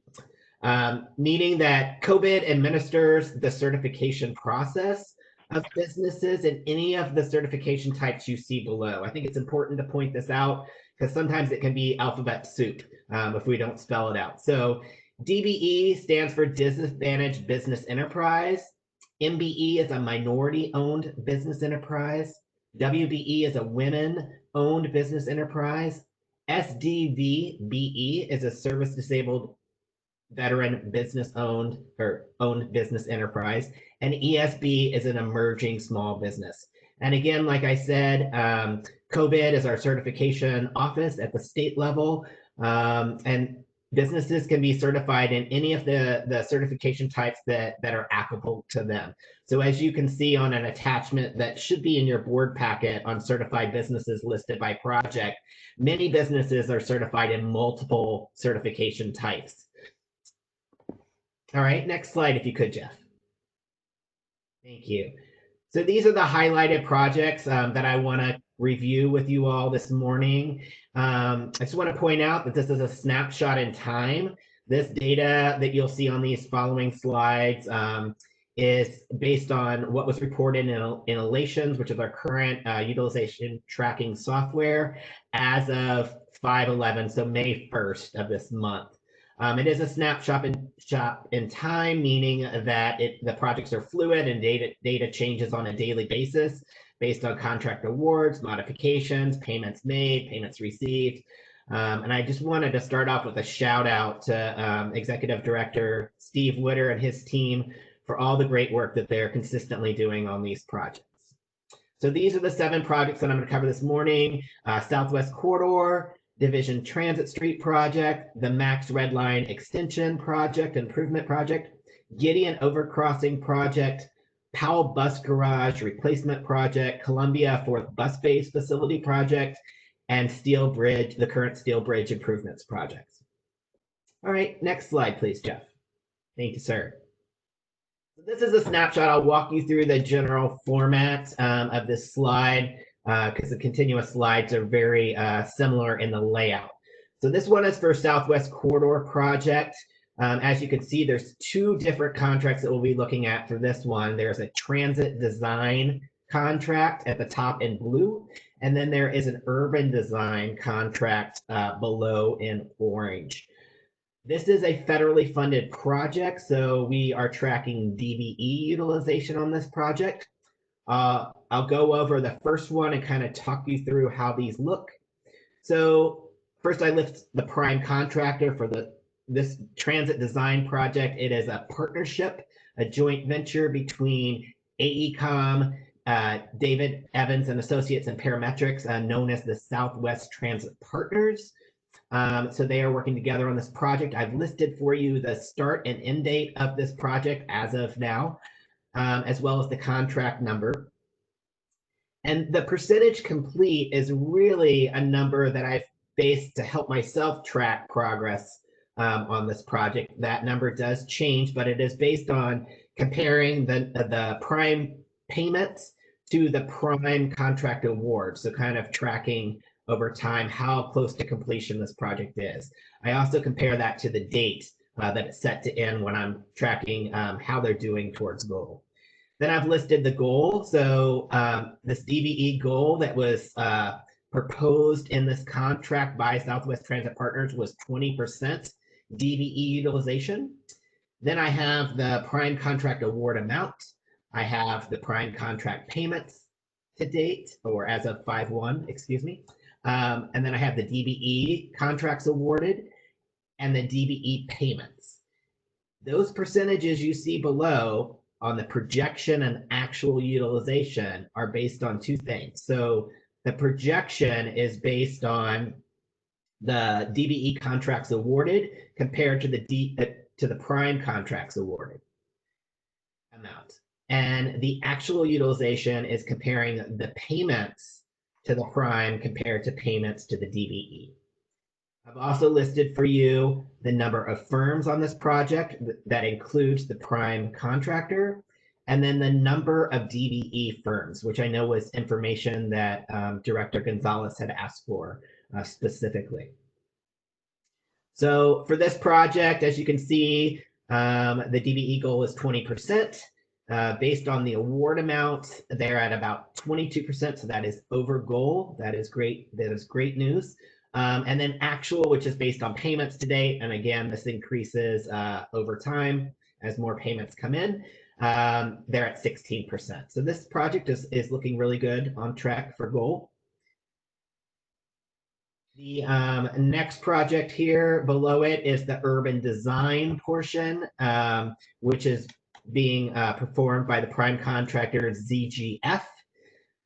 This project has a DBE goal of 19.5%. And based on the projection of awards, they're not quite meeting goal yet. But again, this is very early on. They have a lot more modifications coming to this contract. And based on their future projections, they will be on goal. So this project is moving along quite well. Again, actual payments, this is pretty early on in this project. So I don't expect to see the payments caught up to the goal quite yet on this one.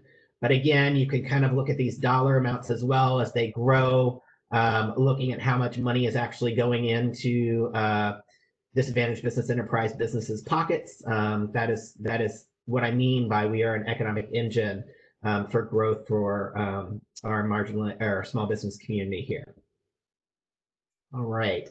I can either go with specific questions on each slide, or I can keep going through each project. I suggest, Aiden, you move through all the slides and we'll ask questions at the end. Yes, sir. You got it. Okay, next slide, Jeff.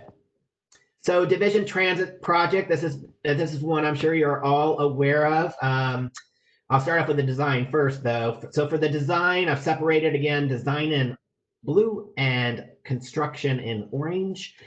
So for design, it went to WSP contractor or firm, and this one is quite far along as far as its progress.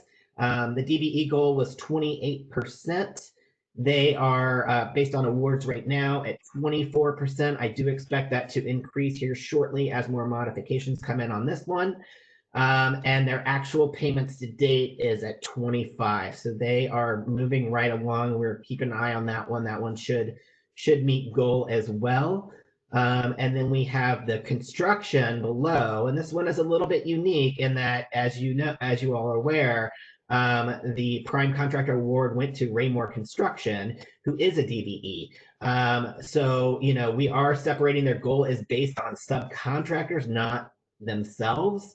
But we do track payments based on what is being paid to the prime, separated by what is paid to the subs as well. So this one, their DBE goal is 36%.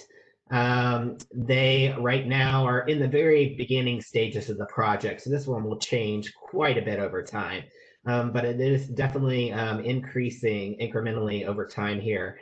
So they project based on subcontractors that they have awarded thus far to DBEs, they're at about 26%.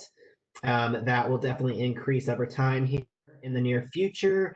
And then actual payments, that number looks a little high at the 94%, but that is based on what has been paid to the DBE subcontractors and then self-performed work on the project that's being done by Raymore Construction itself. So that one, we're looking for some very high percentage utilizations on, and it's doing quite well. And as you can see, there are 14 DBE firms outside of Raymore Construction. So that is going along quite well.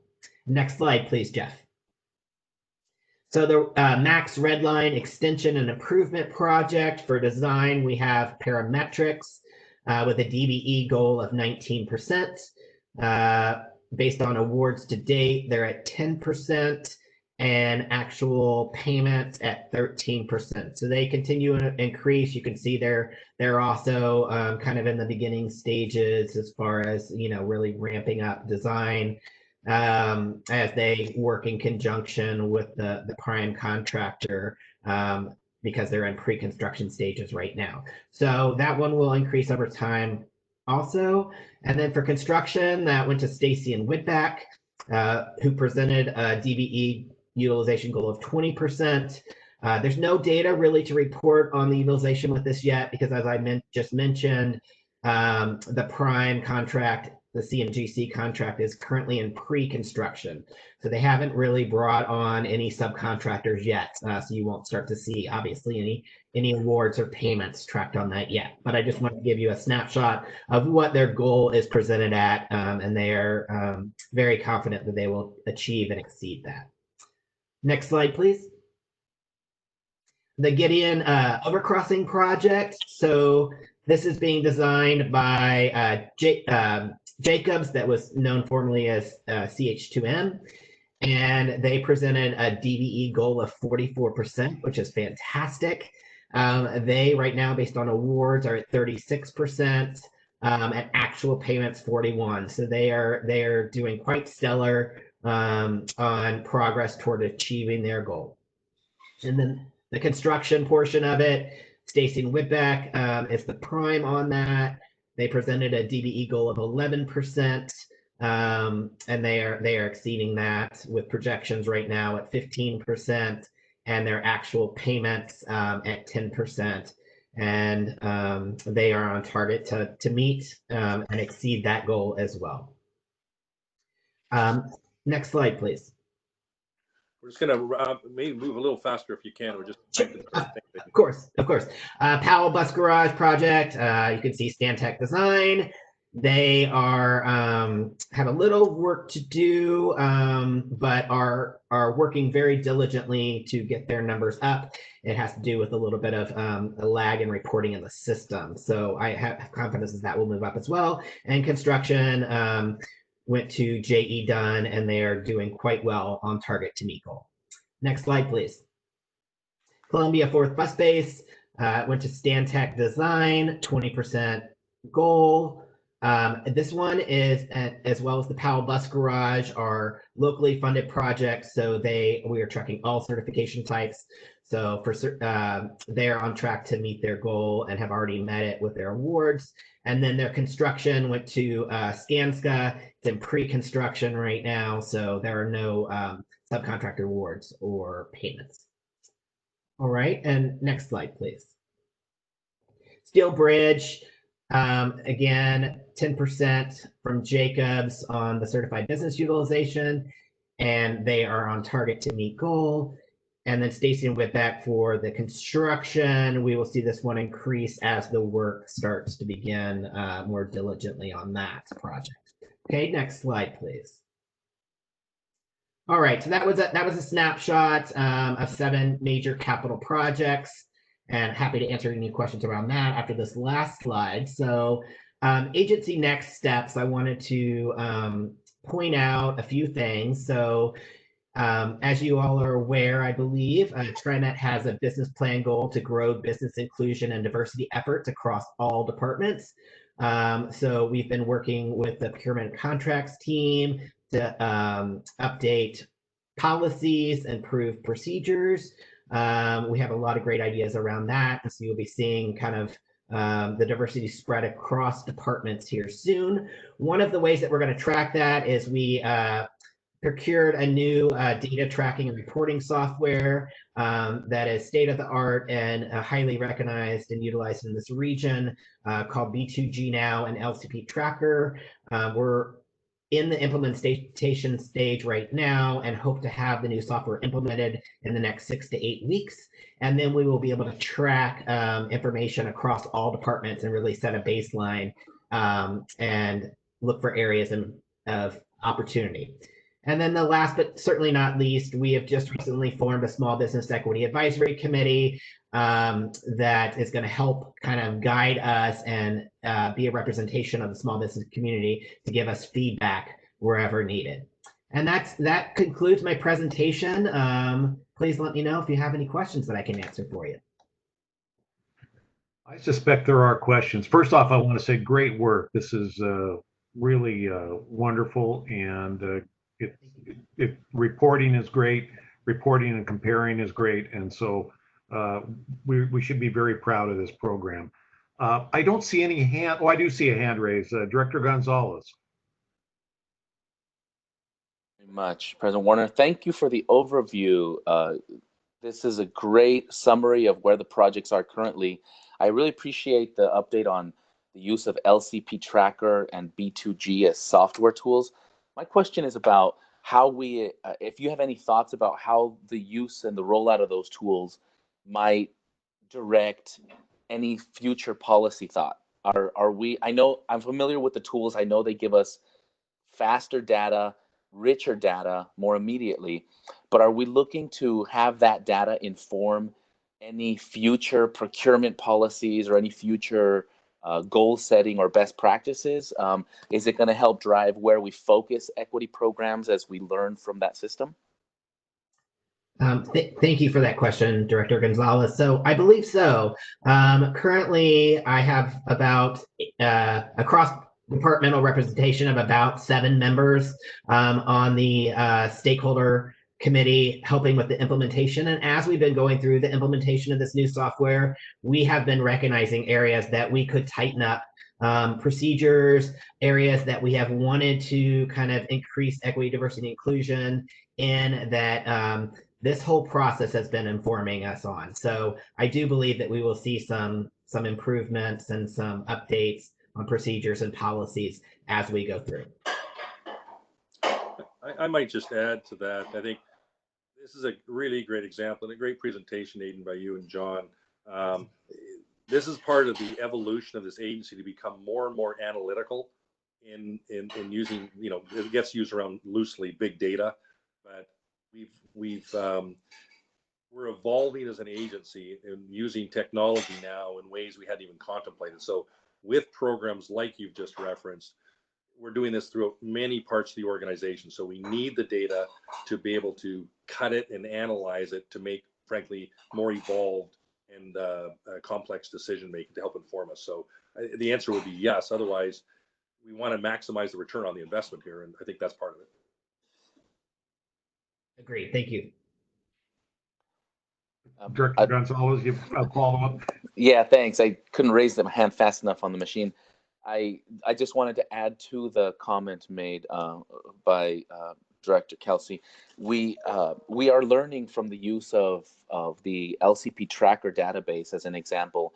Once we get information about the vendors using that data, we could see the percentages of females as well as self-designated ethnic minorities across the different labor trades. So something that I'm finding really useful is we will be able to see the difference between a cement mason and an iron welder, for example, and to see the demographic shift in those consistently across multiple projects. It helps in other agencies. It's helped us go towards the agency and say, this is where we want to actually focus our outreach, because you might be getting beat by the bricklayers versus the cement masons. And so we want to focus our outreach efforts around that. I just want to point that out because this is what the use of these tools will allow us to get closer to. Great. Director Edwards? Yes, thank you, President Warner. Aidan, John, great report. Thank you very much for the work you do. I know it's tough to try to keep all these moving parts, so that they make sense and they work out. My question and concern was in light of the what has happened on the Division Street project.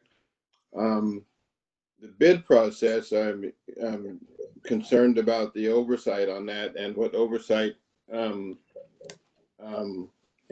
maybe Aidan, you can share what missteps happened on that, and what has been put in place to try to make sure that that never happens again.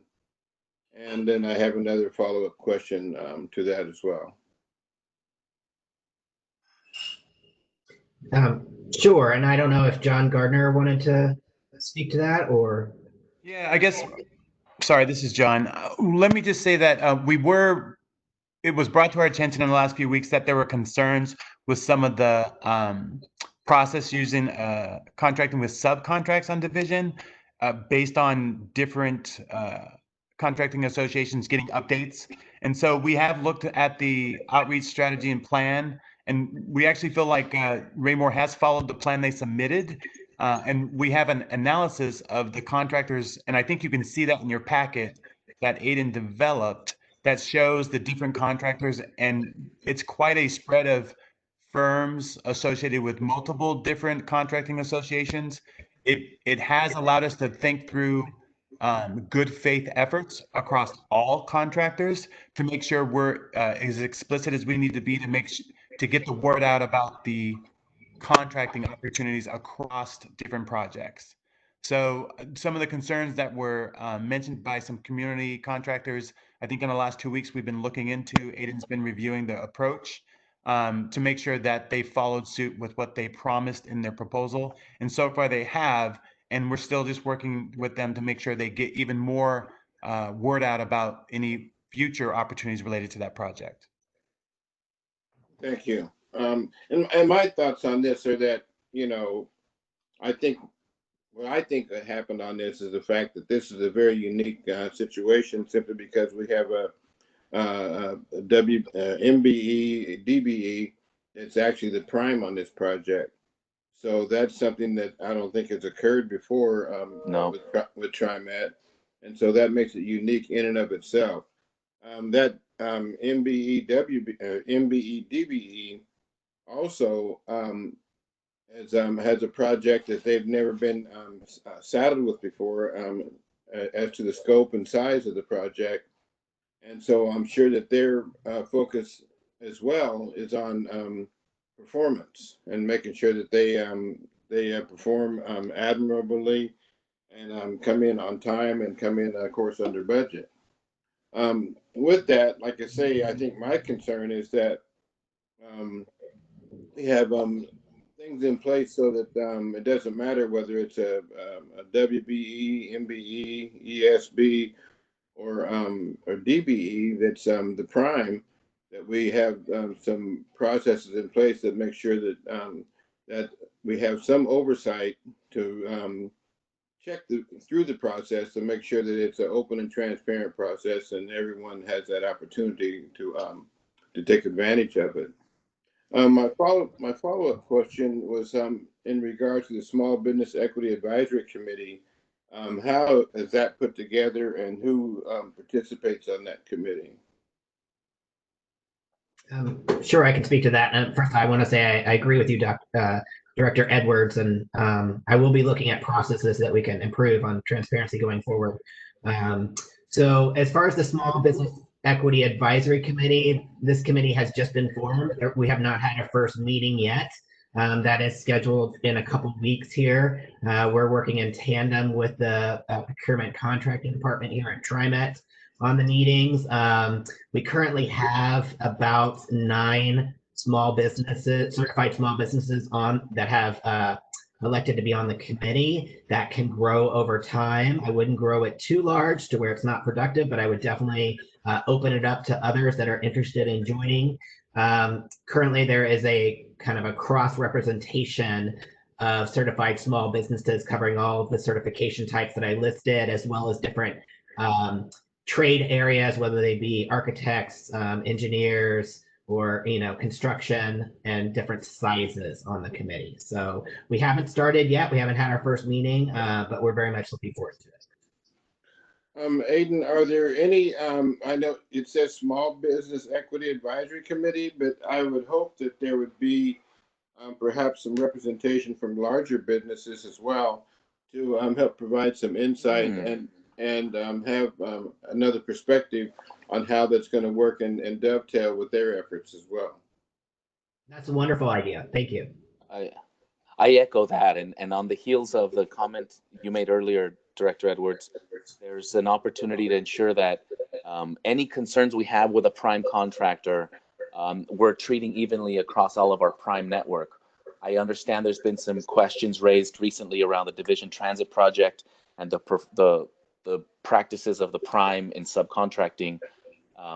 I acknowledge that having an MBE come in as a prime is not an opportunity for us to start changing the standards by which we hold all primes, but it is an opportunity to learn if we need to elevate standards across our prime network. So I see that there's an opportunity to do exactly that, and I echo Director Edwards' sentiment that having some primes and even trade partners considered as part of this will help us really understand where the sticking points are for us to make sure that this work is done as best as we possibly could. It's Doug. I think those are excellent comments. I think we're absolutely going to incorporate those. I think this is part of the price of trying to lead. I think we're with the largest EBE contract award in the state's history here. The goal is for it not to be unique. The goal is for it to become settled practice, and I think these are the learnings we're going to have to undertake while we go through this. So I think this is just great feedback in the conversation. So I've also asked Steve Witter, the head of our engineering and construction group, to actually do a bit of a lessons learned here under his leadership to see what we can incorporate, including all these comments for the future. So we want to keep building the snowball, not reducing it. So thank you for good comments. So are there any other comments or questions by the board? I still see Keith's and Ozzy's hand raised. I just think they haven't taken them down yet. They're down now, thank you. Are there any other board members that have any questions, comments? I guess I just want to say great presentation. One of the things that Director Gonzalez brought up and Director Edwards has in the past is, we have a lot of major construction going on with our projects, and it would be nice to understand the actual people involved in terms of women, minorities.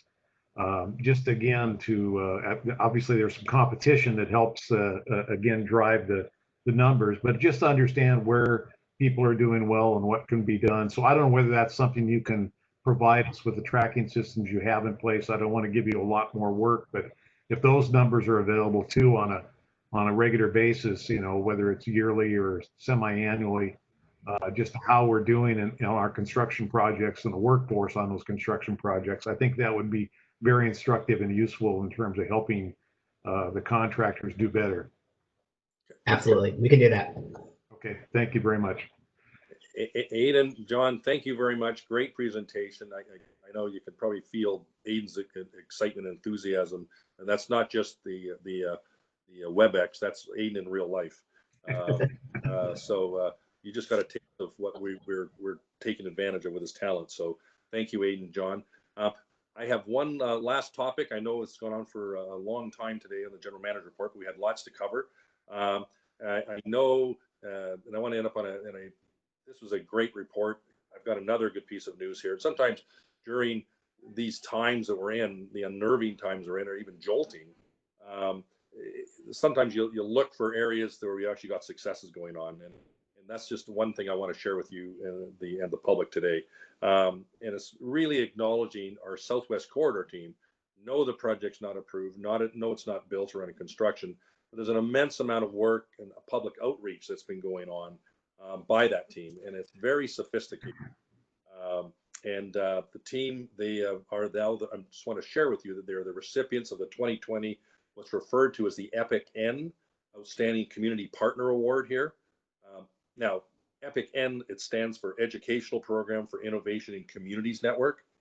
Now, their mission which is to unite universities and communities to promote livability fundamentally. The award to TriMet, and specifically to this group, is a partnership that they undertook proactively with students from several disciplines with the University of Oregon. And as part of their studies, helped to explore sustainability initiatives, particularly around the Southwest Corridor. This award, these students, they got real live experience, real world experience, and shared their innovative approaches to placemaking, climate change, community building, and fundamental urban mobility. Projects like this don't come along every day, as we all know. The award was presented by the Sustainable City Year program, and it commended TriMet and specifically the Southwest Corridor team as a community partner that went above and beyond in the work and the mentorship with these students that they partnered with. So I really want to call out the individuals who actually made it happen. It's easy for TriMet to invest in these things, but these are the folks who made it happen. Jeb Doran, Leah Robbins, Jennifer Kuzer, and there were so many others that went with this, but those are the primary leaders. They were selected amongst the finalists, literally not just from this region, but from across the country. So it's a real commendable award. TriMet's real proud of them, and I hope wanted to share that with you today. So that would conclude my report, and happy to answer any questions or any comments you might have. Thank you, Mr. General Manager. I'll see if there's any comments or further questions from the board. I see no hands raised. So I think we can declare victory here. Thank you again. How's the board doing? Do we need maybe a 5-minute break so people can stand up and stretch and come back? Or should we just keep going? 5-minute break would be good for me. That'd be so kind. Okay, why don't we take a 5-minute break? So let's come back in 5 minutes and get started again, okay? Thank you. Consent agenda, and as it says, the items appearing on the consent agenda are considered to be routine and may be approved by the board in one blanket motion. Waiver board member can remove something from the consent agenda, but as you'll notice, there's only one item on the consent agenda. which is the approval of the board meeting minutes for April 22nd, 2020. And I'm hoping the board has had a chance to review them. Is there any questions or comments or changes to the agenda or to the minutes that have been submitted? I hear no changes. So then is there somebody going to make a motion to approve the consent agenda as presented? This is Travis. Second. Okay. Travis was the second. Travis is the second. Keith was the first. Is that what I heard? Yeah. Okay. All right. Any further discussion on the motion to approve the consent agenda? Hearing none, I'm going to call the question. All those in favor of the consent agenda or motion to approve the consent agenda, please signify by saying aye. Aye. Any opposed? Any abstentions? Hearing none, the motion is approved unanimously. All right, the one resolution we have today, which is resolution 20-05-23, which is adopting transit-oriented development TOD guidelines. And we've heard a lot of testimony, and we've also seen a lot of written materials that were presented in our packet. So, Mr. General Manager, do you want to introduce this item? I will. Yes, thank you, Mr. President. Members of the board, this morning we are revisiting this resolution to adopt Transit's first transit-oriented development guidelines. You'll recall the discussion we had last fall when the draft guidelines were first presented to you. The resolution was deferred, which also gave the agency time to conduct some vigorous outreach and take additional public comment on the proposal. In the months since this last fall, the staff worked with a number of stakeholders, including jurisdictions, affordable housing developers, and community-based organizations. I would suggest, contrary to one of the other comments made earlier today in the public, there was extensive outreach on this initiative since last fall. I think that for me, the robust engagement led to significant revisions to the original policy. It also increased emphasis on equity, transparency, and inclusion. Specifically, the refined proposal you have in front of you today includes a portfolio-wide goal of 30% of residential units are developed as affordable housing. Semi-annual reports to the board on projects and performance goals, and even the monitoring of any adaptations of an evolving set of guidelines in the years ahead. This is a long-term game, transit-oriented development. It is not a short-term game. So anticipate future evolution over time. We've also got that we would create the creation of a TOD website and protocols to ensure transparency and also facilitate community feedback. Not only the broader policy, but each individual site has what need and requires as paramount its own extensive amount of community outreach and practices. We intend in this underneath the policy to work closely with the jurisdictional partners. In fact, it's a requirement in the real estate development community, and particularly not one segment or two segments of the real estate development community, but the whole real estate development community to achieve the goals that are outlined in the proposal you see today. Again, this is a regional policy. It is not a municipal policy or a county policy to cover all the unique complexities of managing a portfolio such as we have. Part of this also sets up where process needs to support the outcomes. We need to understand the outcomes that we want to achieve and leverage the assets and the investments that we have. It's a regional policy that helps encourage partnerships, innovation, creativity, best value competition. So part of a role of government is to use the power of creating competition. This is not a core competency of ours as the builder of all these units. We need to do this through unique partnerships, and every single site ultimately will have to achieve the support and permits to be issued by the city in question or the owners in question. So at the very end of it, there will have to be support at the municipal levels where these permits approvals reside. So it's also intended to include not to take advantage of affordable housing. And I think our results that our presenter will introduce here in a sec will go through, because our results are actually probably region leading in a lot of fronts. But the goal is to welcome all the growth in this region and not just target on one segment.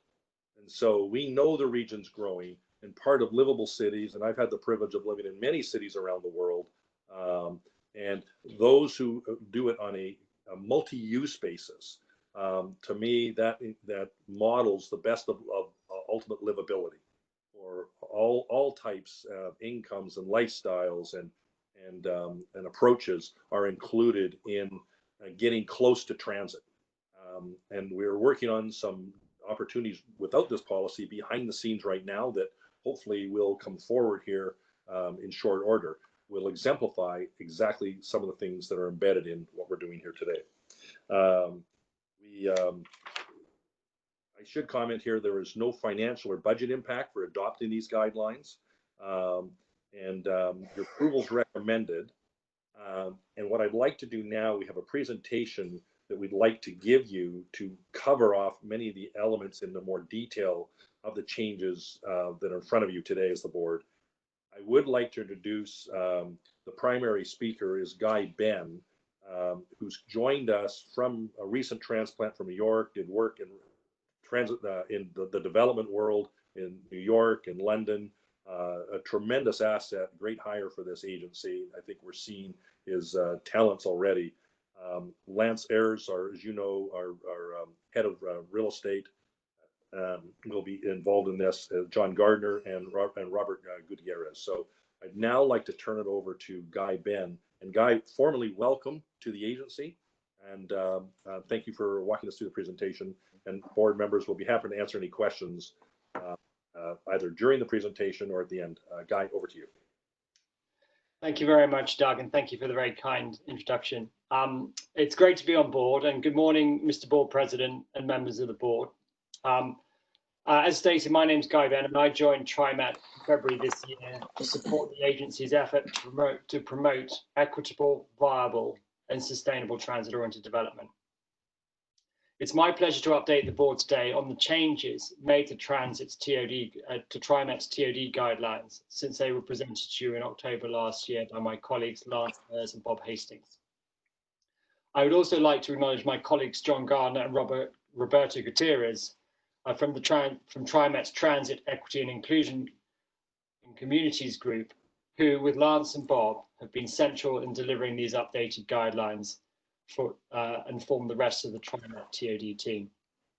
We've 9 slides to present in 15 minutes, so I'm going to get going and look forward to your comments, feedback, and questions at the end. Next slide, please. We wanted to start with an overview of the engagement process conducted by TriMet in producing and refining the TOD guidelines. This slide summarizes the groups engaged before and after the October 2019 board presentation.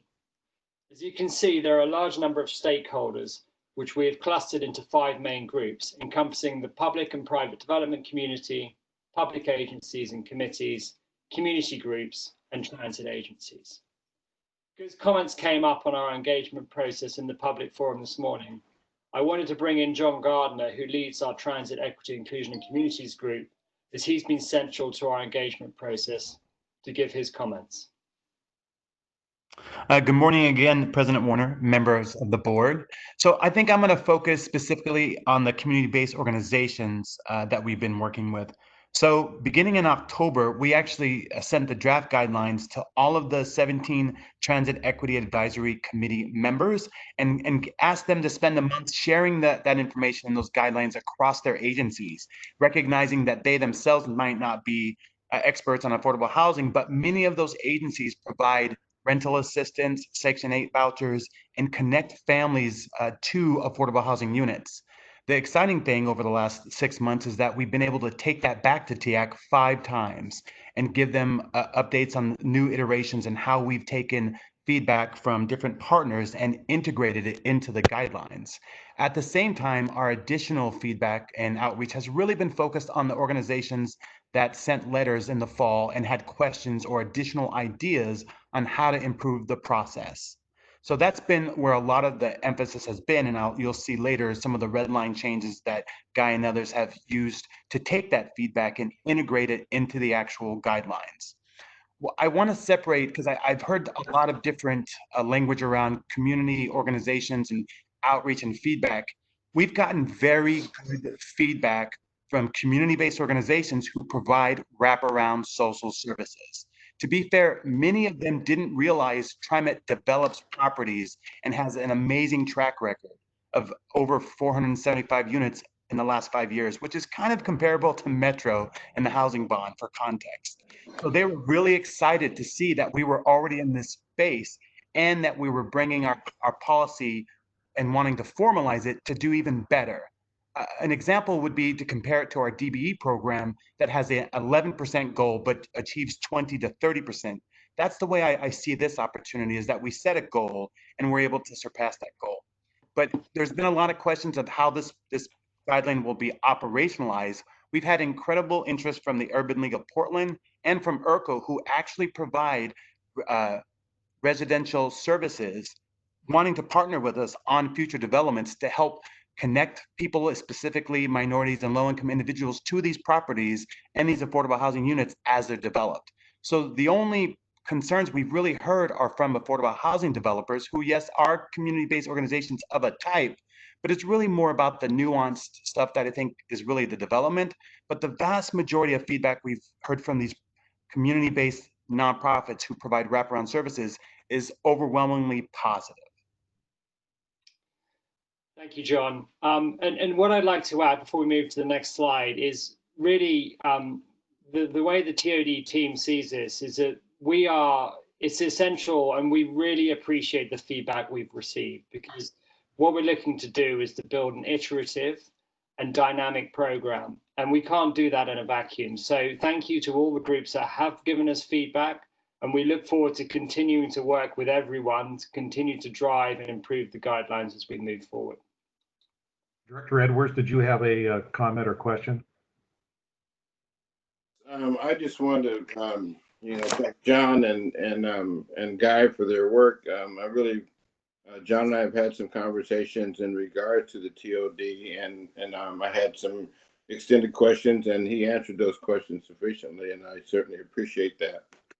I just looking at the stakeholder engagement, I do have one concern. I see TransLink is on the list as part of the transit agencies, but I guess I either question or suggest that the city of Vancouver and Clark County be involved in this process as well as one of the stakeholders, because they certainly would have some skin in the game, simply because this is the metropolitan area, and they anything that happens in Portland, they are affected by it, and certainly they would have some meaningful input, I think, as well.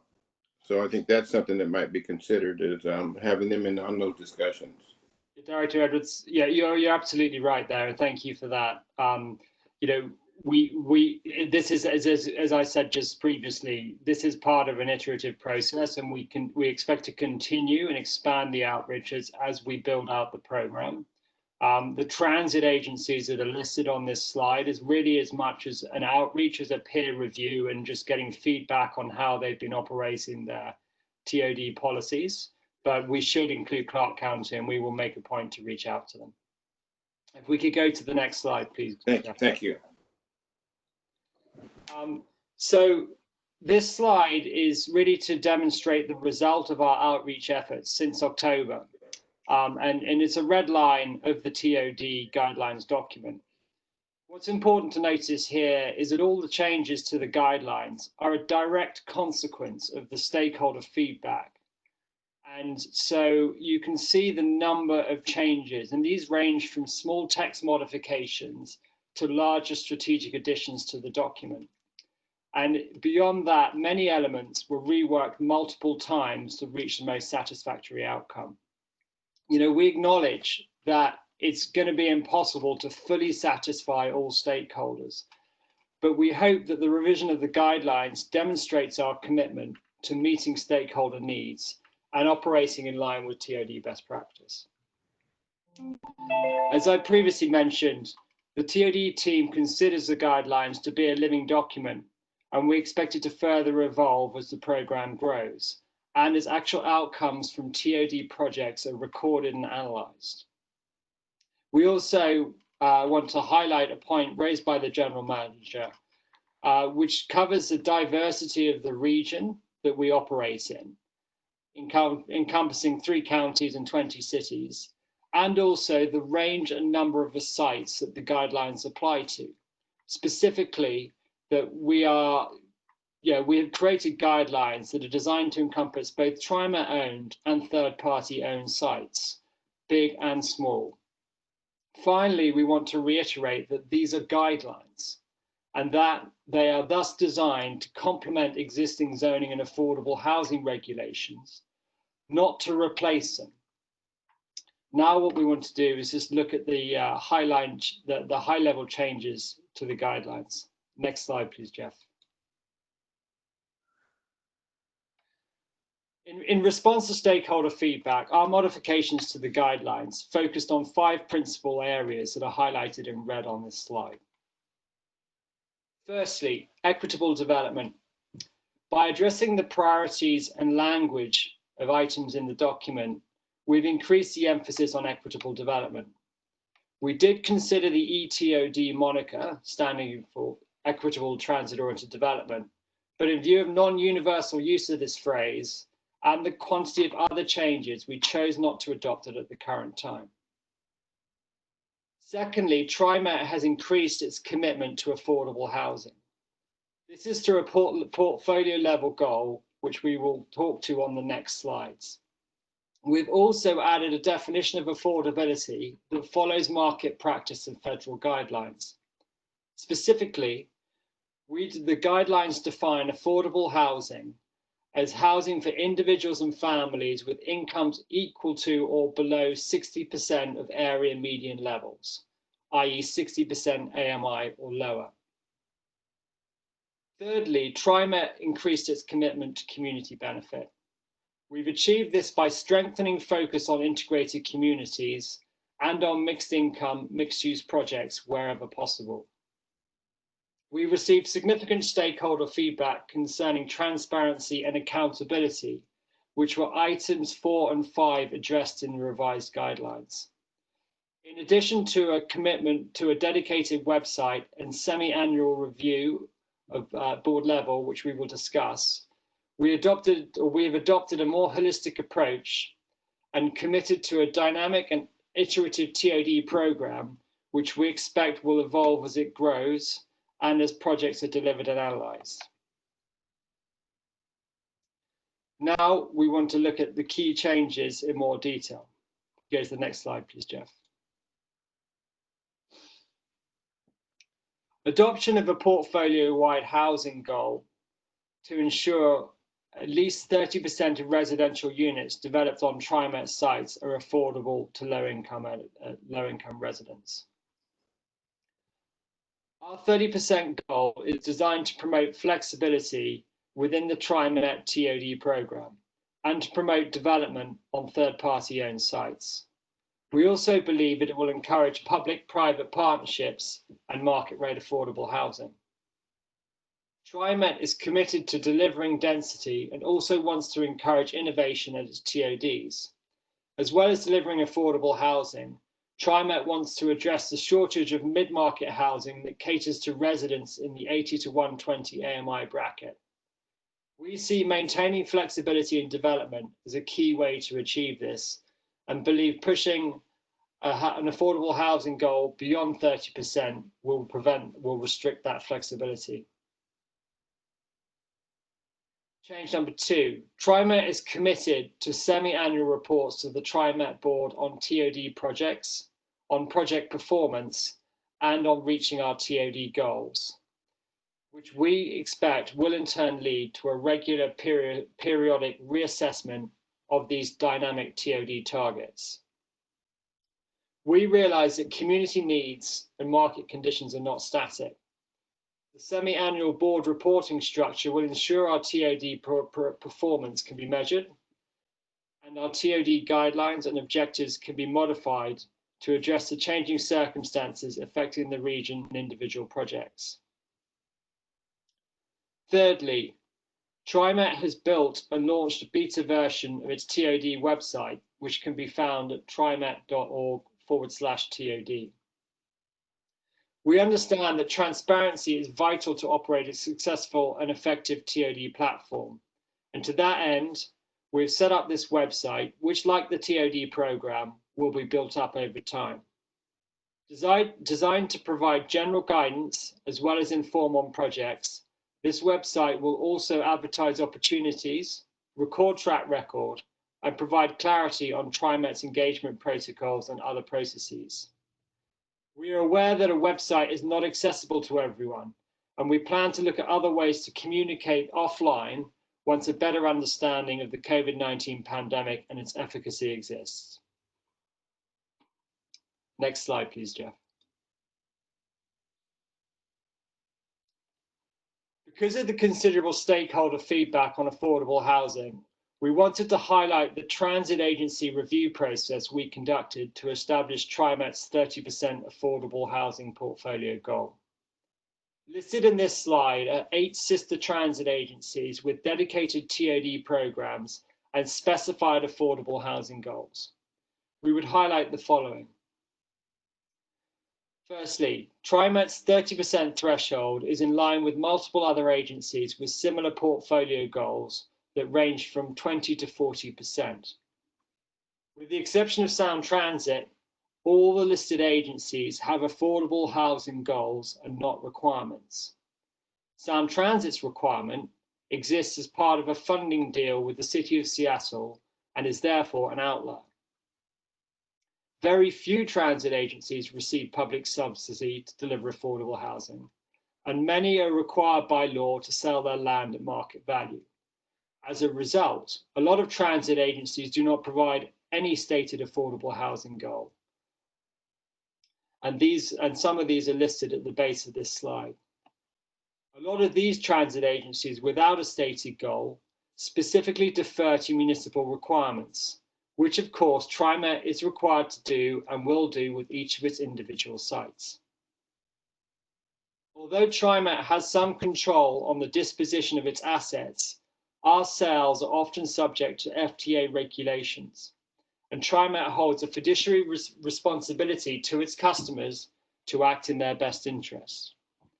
Therefore, based on our review, we are confident that our 30% minimum threshold is the right starting point for TriMet's TOD program, and are happy to have this reviewed at a future time. Go to the next slide, please, Jeff.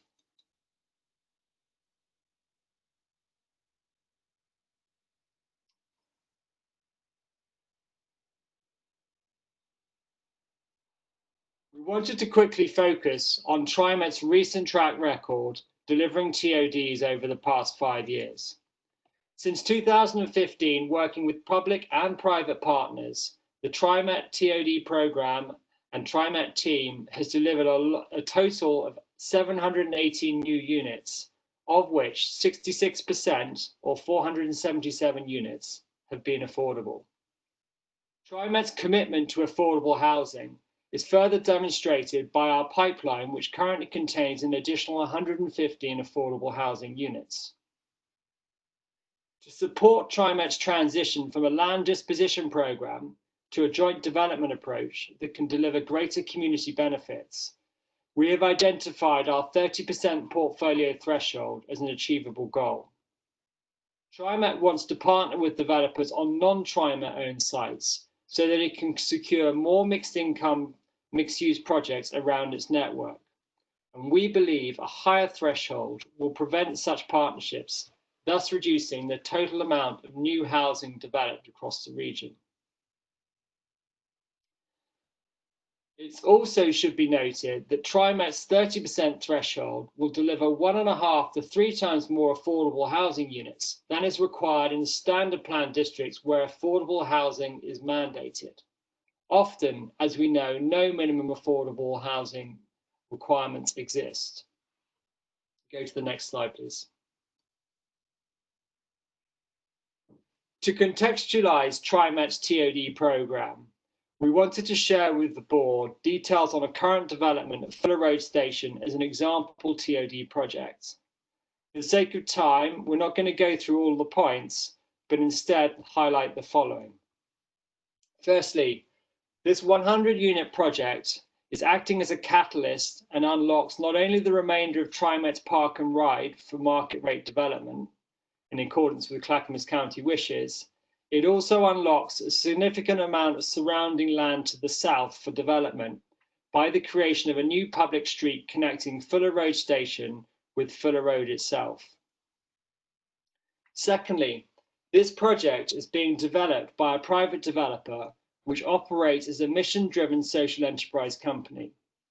To support the redevelopment, TriMet has undertaken to move a stormwater facility serving its Park and Ride property and will handle the dedication of the land to be used for a new right-of-way.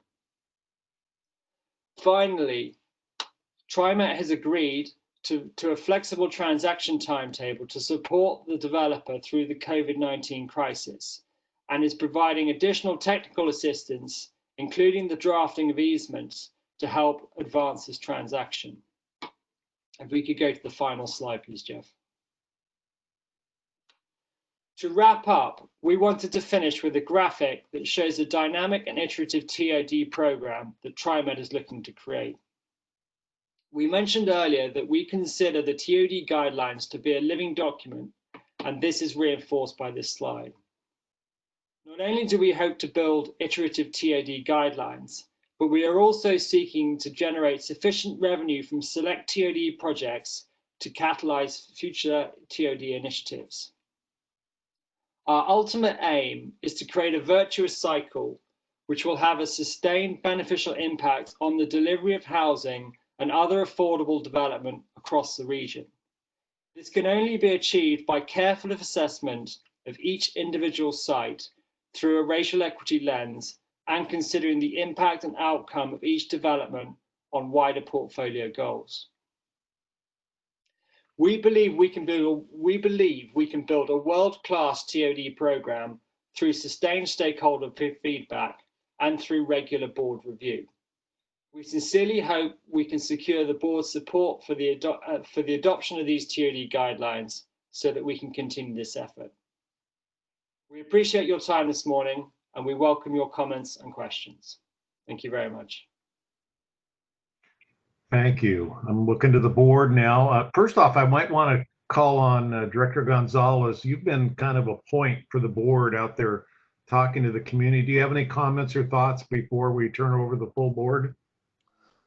I appreciate the opportunity, President Warner. You're right. I've been very much invested in watching this process and been very involved in not only the upfront setting the primary objectives, but in looking at how the feedback from the community has provided opportunities for us to see where to strengthen this. I'm really excited that we have arrived to this point and we're looking at a lot of issues directly in relationship to the feedback we have received from the various stakeholders throughout the community. And so I'm really grateful that we have these, and I'm really glad it's provided the opportunity to show what TriMet has been doing with TOD in lieu of having these official guidelines. What it demonstrates is that whether we're talking about affordable housing developments or TOD, without a formal policy in place, the values have been consistent for the agency.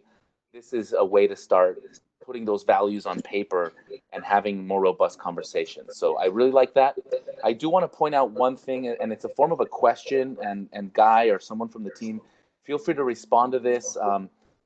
You could bring that back in general comments and go to general questions for other folks. But there was one comment out there that hasn't received a direct response that I have seen, and it's in regards to the right of refusal. There's a few agencies that have provided comments about requesting first right of refusal for any land that TriMet decides to relinquish. And the question I have was whether that is already covered in a surplus land policy elsewhere, or whether we have anything formally that discusses any of that, whether it's in place or why it's not in place. So I don't know if that's a question for the TOD team or that comes back to you, Doug, but I just want to acknowledge that's one of those outlying comments that isn't directly covered here in TOD. My sense is that we have that decision made elsewhere. So I just wanted to put that out there.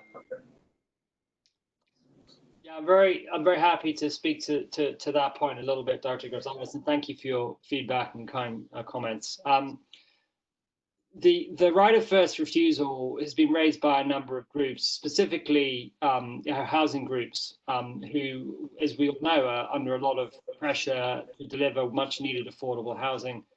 You know, the way that we see it is that we want to secure best value for our sites, and we want to create that best value by creating a competitive environment. And you know, part of our the backbone behind these TOD guidelines is to deliver density. And you know, we think that that is best achieved by having a level playing field for all developers to look at sites and to select and create partnerships that will help deliver density and maximum amount of housing on our sites. And we don't believe that by giving a right of first refusal to housing agencies or other non-profit developers that you're going to achieve that. You're muted, Doug. Victim of my own muting here. Yeah, I might add to Guy's comments that I've worked in a past real estate life where with a lot of use of right of first refusals, and I think they have to be used very carefully, because in fact, in some of these constructs of these land where we own the land, we may in fact transfer the land to the developer we're actually really consummating the deal with. In a construct of a right of first refusal, the second we transfer it, in fact triggers it to some other third party. So we have to be very careful on how right of first refusals are utilized. And in fact, by offering a right of first refusal at times, it can actually reduce the value of a property that others might see as a trigger point on it. Guy, I don't know if you want to add to that or clarify anything I've said or even correct me. No, I think you know, that is the primary concern is the impact on value and the appeal of the property to or to private parties if you put a right of first refusal on to public agencies. I think also to a right of first refusal, there's sometimes if you've given a right of first refusal to one entity, there may be other reasons that were unintended at the time years out, where say we gave it to a affordable housing group as an example, where in fact the municipality may want it for some other future use. So there could be a hospital might or someone else that we may have other relationships with, that if we are not able to use that property or a TOD specifically, it may trigger to a unintended purchaser where there might be a new emerging better use for it.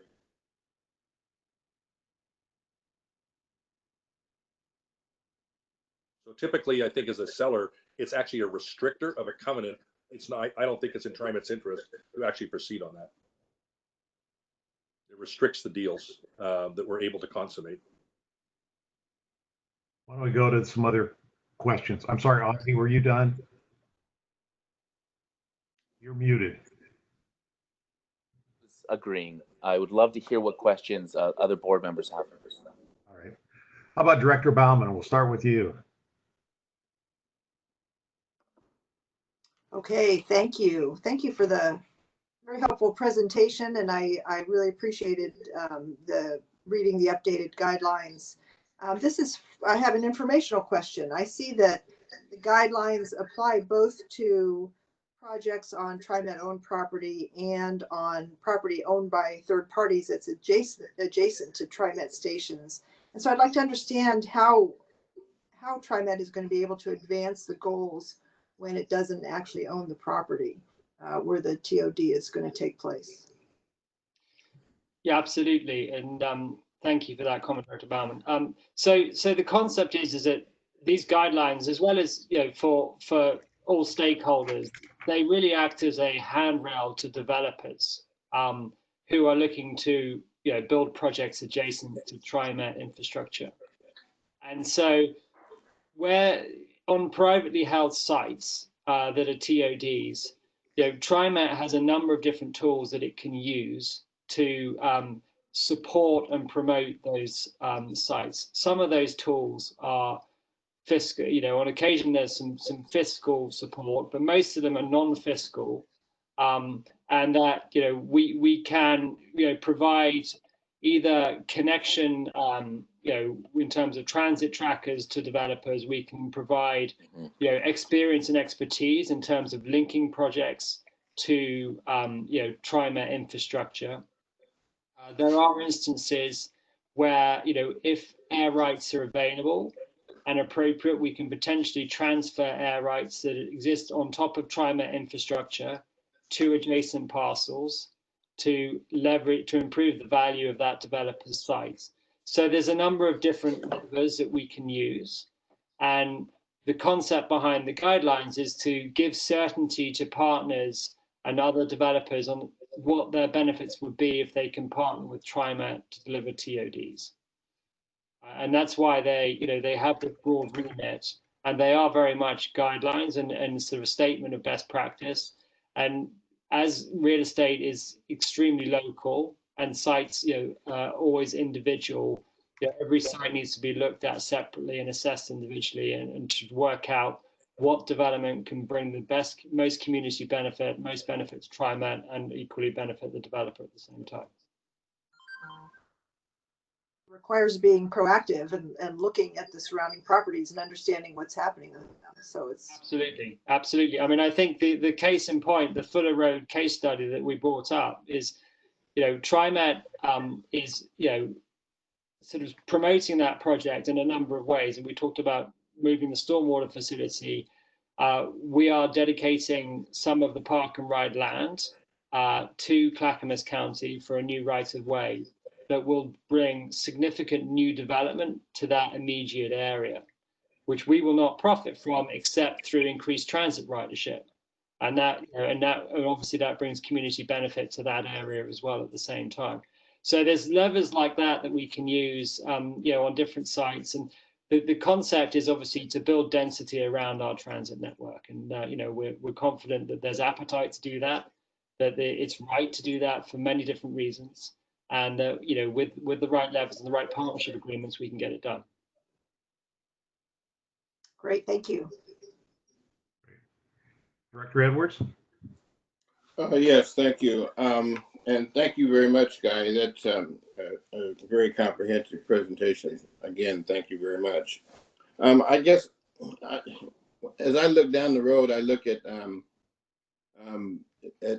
the TOD program, and I want to think that anything that that TriMet touches would have an equity lens on it. And in that, I would hope that going forward that we would encourage our jurisdictional partners as well to have that same equity lens when it comes to our contractors and when it comes to our workers. I've had the experience of dealing with another quasi-government agency. All the workers there have health care benefits, but they have a concern. They've given a project to a developer that doesn't have those same values.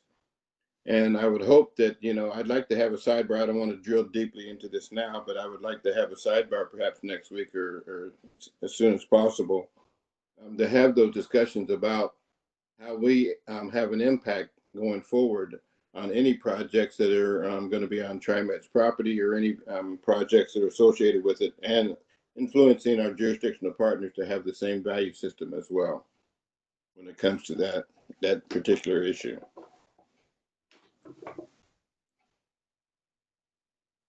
Thank you, Director Edwards. And yeah, it's something that we've been considering as well.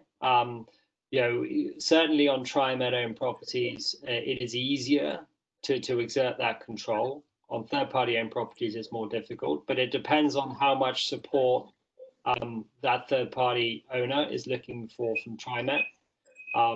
I don't know whether John Gardner or Roberto Gutierrez want to speak a little bit more. We are sort of looking more holistically at the sort of the racial equity lens and how it's, within the guidelines, we make an explicit statement that all projects are going to be reviewed through a racial equity lens, and considered on that basis. And that's certainly within our decision-making process.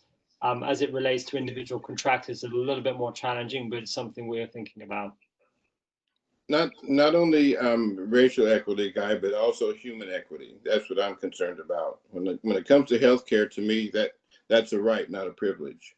And that's something that, like I said, that's a sidebar that I think we could have perhaps with you and John, and perhaps with the legal department as well, to have those discussions and see where we can, what leverage we would have going forward.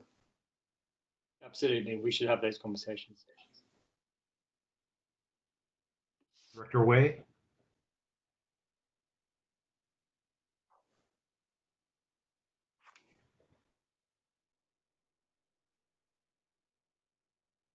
I think you're muted. Sorry. That's I'm all right. sorry. But yeah, no, I just want to thank the team for delaying this process of us voting until we, really had clearer community engagement priorities and goals. So I do thank our team for really doing the extra work of going back and really vetting through some of the comments and concerns that some of our partners had. My question is really around the continued, oversight of the board, as well as the accountability piece. I'm looking at the last slide and really about, really moving forward with this. Also want to ask around, again, that sort of that oversight piece of, when we are, when either we as a board or in a community engagement process. And I'm assuming that from the last couple of slides, it sounds like site by site, and that kind of community assessment and community engagement is, what's being called forth here. But perhaps this is a question for Guy. How would you sort of see that implementation and that oversight looking like for the next, 3 to 6 months?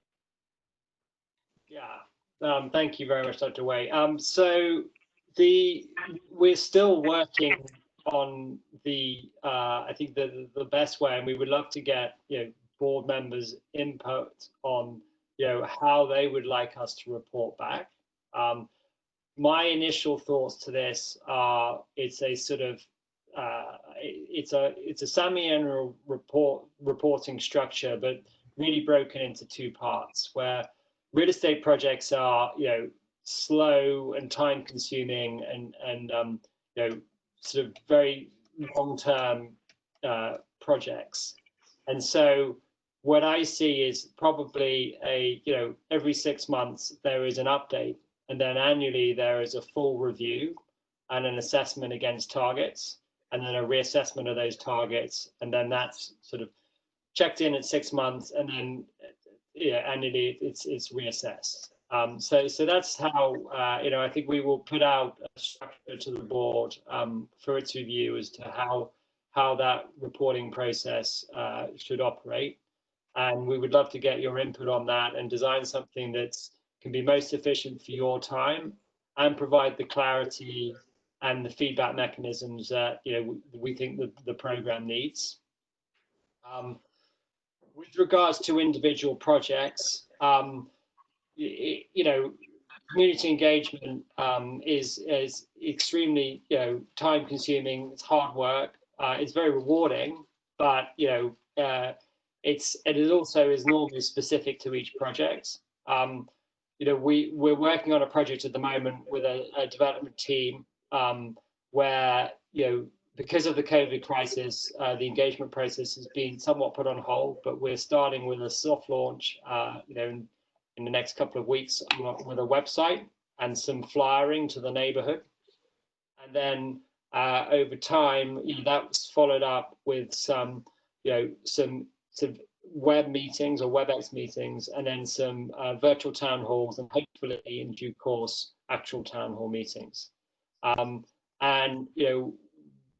our intention is to try and standardize that process as much as possible and publicize it on the website so that people can see, what process we go through and where they can participate. There will be opportunities to sign up for lists so that people can receive updates on new projects, and also to provide comment on projects as well and feedback.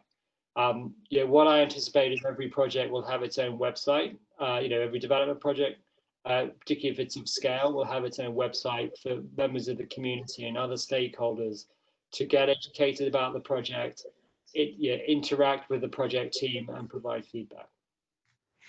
Excellent. I hope that answers your question. Yes, you did. Thank you so much. That was very thorough and detailed. Okay, I'm not seeing any other hands raised. Maybe I'll raise my own hand here. I have my hand raised again. Yeah, okay, I'm sorry. Go ahead, Keith. Yes, I guess my understanding of the TOD guidelines that this is a living document that may be altered or amended from time to time by the board with board approval.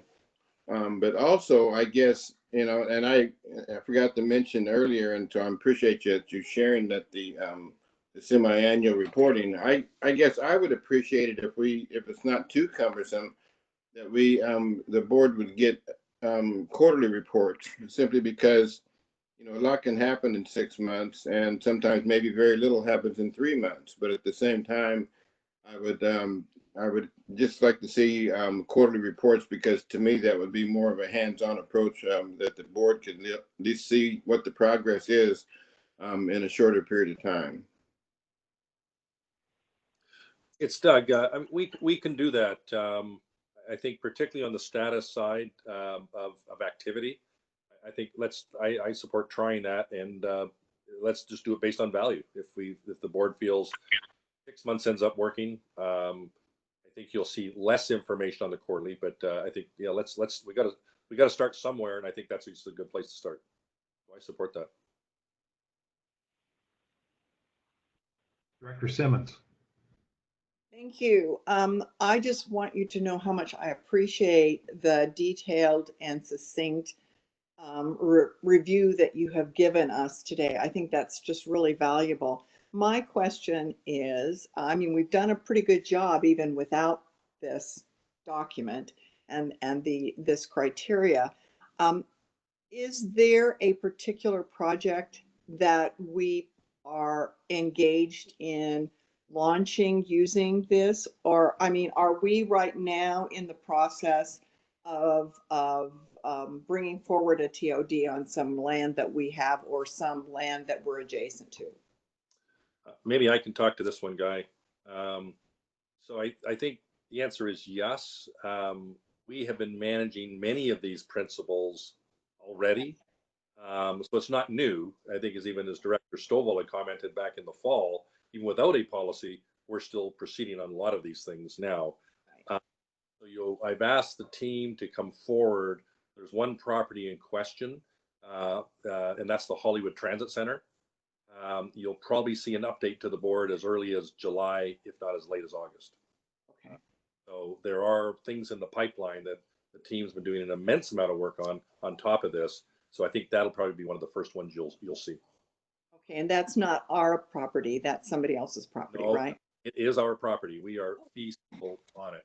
Okay. In fact, in this case, this goes back several years, where in fact the trigger on this was a request on Hollywood Transit Center to put a washroom facility on it for quite a bit of capital money. And the goal was, can we get out of the washroom? And that was a trigger to say, gee, why don't we look at transferring? How do you reduce crime? How do you increase livability, mobility? And that really was the catalyst saying, we need to look at TOD fundamentally. So Hollywood is one of our first that we're going to be bringing to the board under this type of umbrella. Great, thank you. Just want to add to the general manager's comments as well, as having come from the private development industry, developers love certainty. And the more certainty you can give them in terms of guidelines, the more aggressive they become. And so, as we mentioned previously, and it relates to the right of first refusal provisions as well, is we want to create that competition so that we can generate best value for the communities that we serve. And that's in both, delivering density on our sites, giving developers certainty and clarity as to what we're looking for, and redeveloping, some quite significant land holdings, particularly outside of the center city. And if we can do that by providing guidelines and providing a website where they can understand our processes and protocols and our engagements, that will help them, and that will improve the results for everyone. I might add to the point, particularly on the right of first refusal, which was originally asked by Director Gonzalez, and having been on the other side personally, where we were acquiring land, and in fact, right of first refusals, if they're registered on the title, which typically they are, then in fact, I remember on many occasions walking away from those sites because it was already registered to another third-party interest as a triggered sale. So where Guy talks about certainty, that in itself reduces certainty, where an investor, where cash is king and queen, they only want to deal with where there is certainty. A right of first refusal will chase some people away and minimizes our position sometimes. Okay, my turn. I guess I wanted to first off say this is an excellent piece of work, and the guidelines are really great. I think it makes clear to our stakeholders and other governments that we expect a lot more in terms of what we can do around transit lines to not only make opportunities for affordable housing, but more mixed use and mixed income. So again, congratulations to the staff. I think your outreach and your response to the questions and comments is first rate. When I look at the comments, most of them are about affordable housing and wanting more affordable housing, and I agree with that. And our record is stellar in terms of our delivery. But affordable housing is only one priority, so I think we need to again push more for more types of development along our light rail lines and transit corridors. And I think my background. I've been involved in putting a lot of affordable housing projects together and mixed use, mixed income projects, and it's tough work. But these guidelines will help by setting the standards and the expectations of what we want people to deliver. So I really believe this is a good start, and it's going to evolve over time as we learn and move forward on projects. I think the other thing it's saying is we want to work with our local governments, frankly, to encourage more dense development than we may be getting right now, which may mean instead of a 3 or 4 story affordable housing complex, we want a 7 or 8 story mixed use project that has not only affordable housing, but a lot of other uses in it. So I think this will help us get there. And then finally, on the first right of refusal, when I was the director of Oregon Department of Transportation, I was responsible for disposing of hundreds of properties, ODOT-owned properties a year. A lot of them had federal involvement, and just like our lands, a lot of them where, in essence, we were bound by the federal guidelines. But in those where we actually determined that properties were surplus and not to be used for anything else, and I consider if we're going to use it for a transfer-oriented development, it should be used for that as opposed to disposing of it. And there are state laws that require how you move forward. And one of the things is you need to offer it to local governments first, but at market value. This is state law. And then if nobody buys it at market value, then you can start negotiating. My point is, usually what happened is I was pressured to essentially give land to local jurisdictions or affordable housing folks at no cost, which we couldn't do under the law. And frankly, I think undermines a position in terms of doing just what you said, getting the best use of the land out there. So I think we're heading the right way. I think with your process to continually update the guidelines, and I'll guarantee you as a board, if we hear about a project that's going south, we will hear about a project if it's going south and the locals or others aren't happy about it. But my expectation is with the rules and the process you've got here, you will work with the stakeholders, the cities, the funders in a way to actually make these go forward. So I'm really excited about locking and loading on this today, and I'm hoping the board will offer a motion to approve these guidelines. Are you asking for a motion? You bet. So moved. Second. All right, we have a motion and a second. Is there further discussion? Jumped the gun. I had my phone, my mic muted, so I didn't get on record on either. But thanks for getting us forward. You can affirm it by a vote, okay, Director Gonzalez? I will. Director Edwards has control of your button, Director Gonzalez. I noticed. I kept unmuting. Is everybody unmuted now so we can take action on the motion? This is like Jeopardy. You got to be quick. I agree. You're learning. You're learning. All right. So any more questions or comments? Hearing none, then I'm ready to call a question. All those in favor of the motion to approve resolution 20-05-23, which is adopting transit-oriented development guidelines, please signify by saying aye. Aye. Aye. Any opposed? Any abstentions? Hearing none, the motion is approved unanimously. And I say that with great pride. I think this is a great start, and we'll look forward to what staff comes up with on maybe your next proposal you have for us. Stay tuned for July. All right.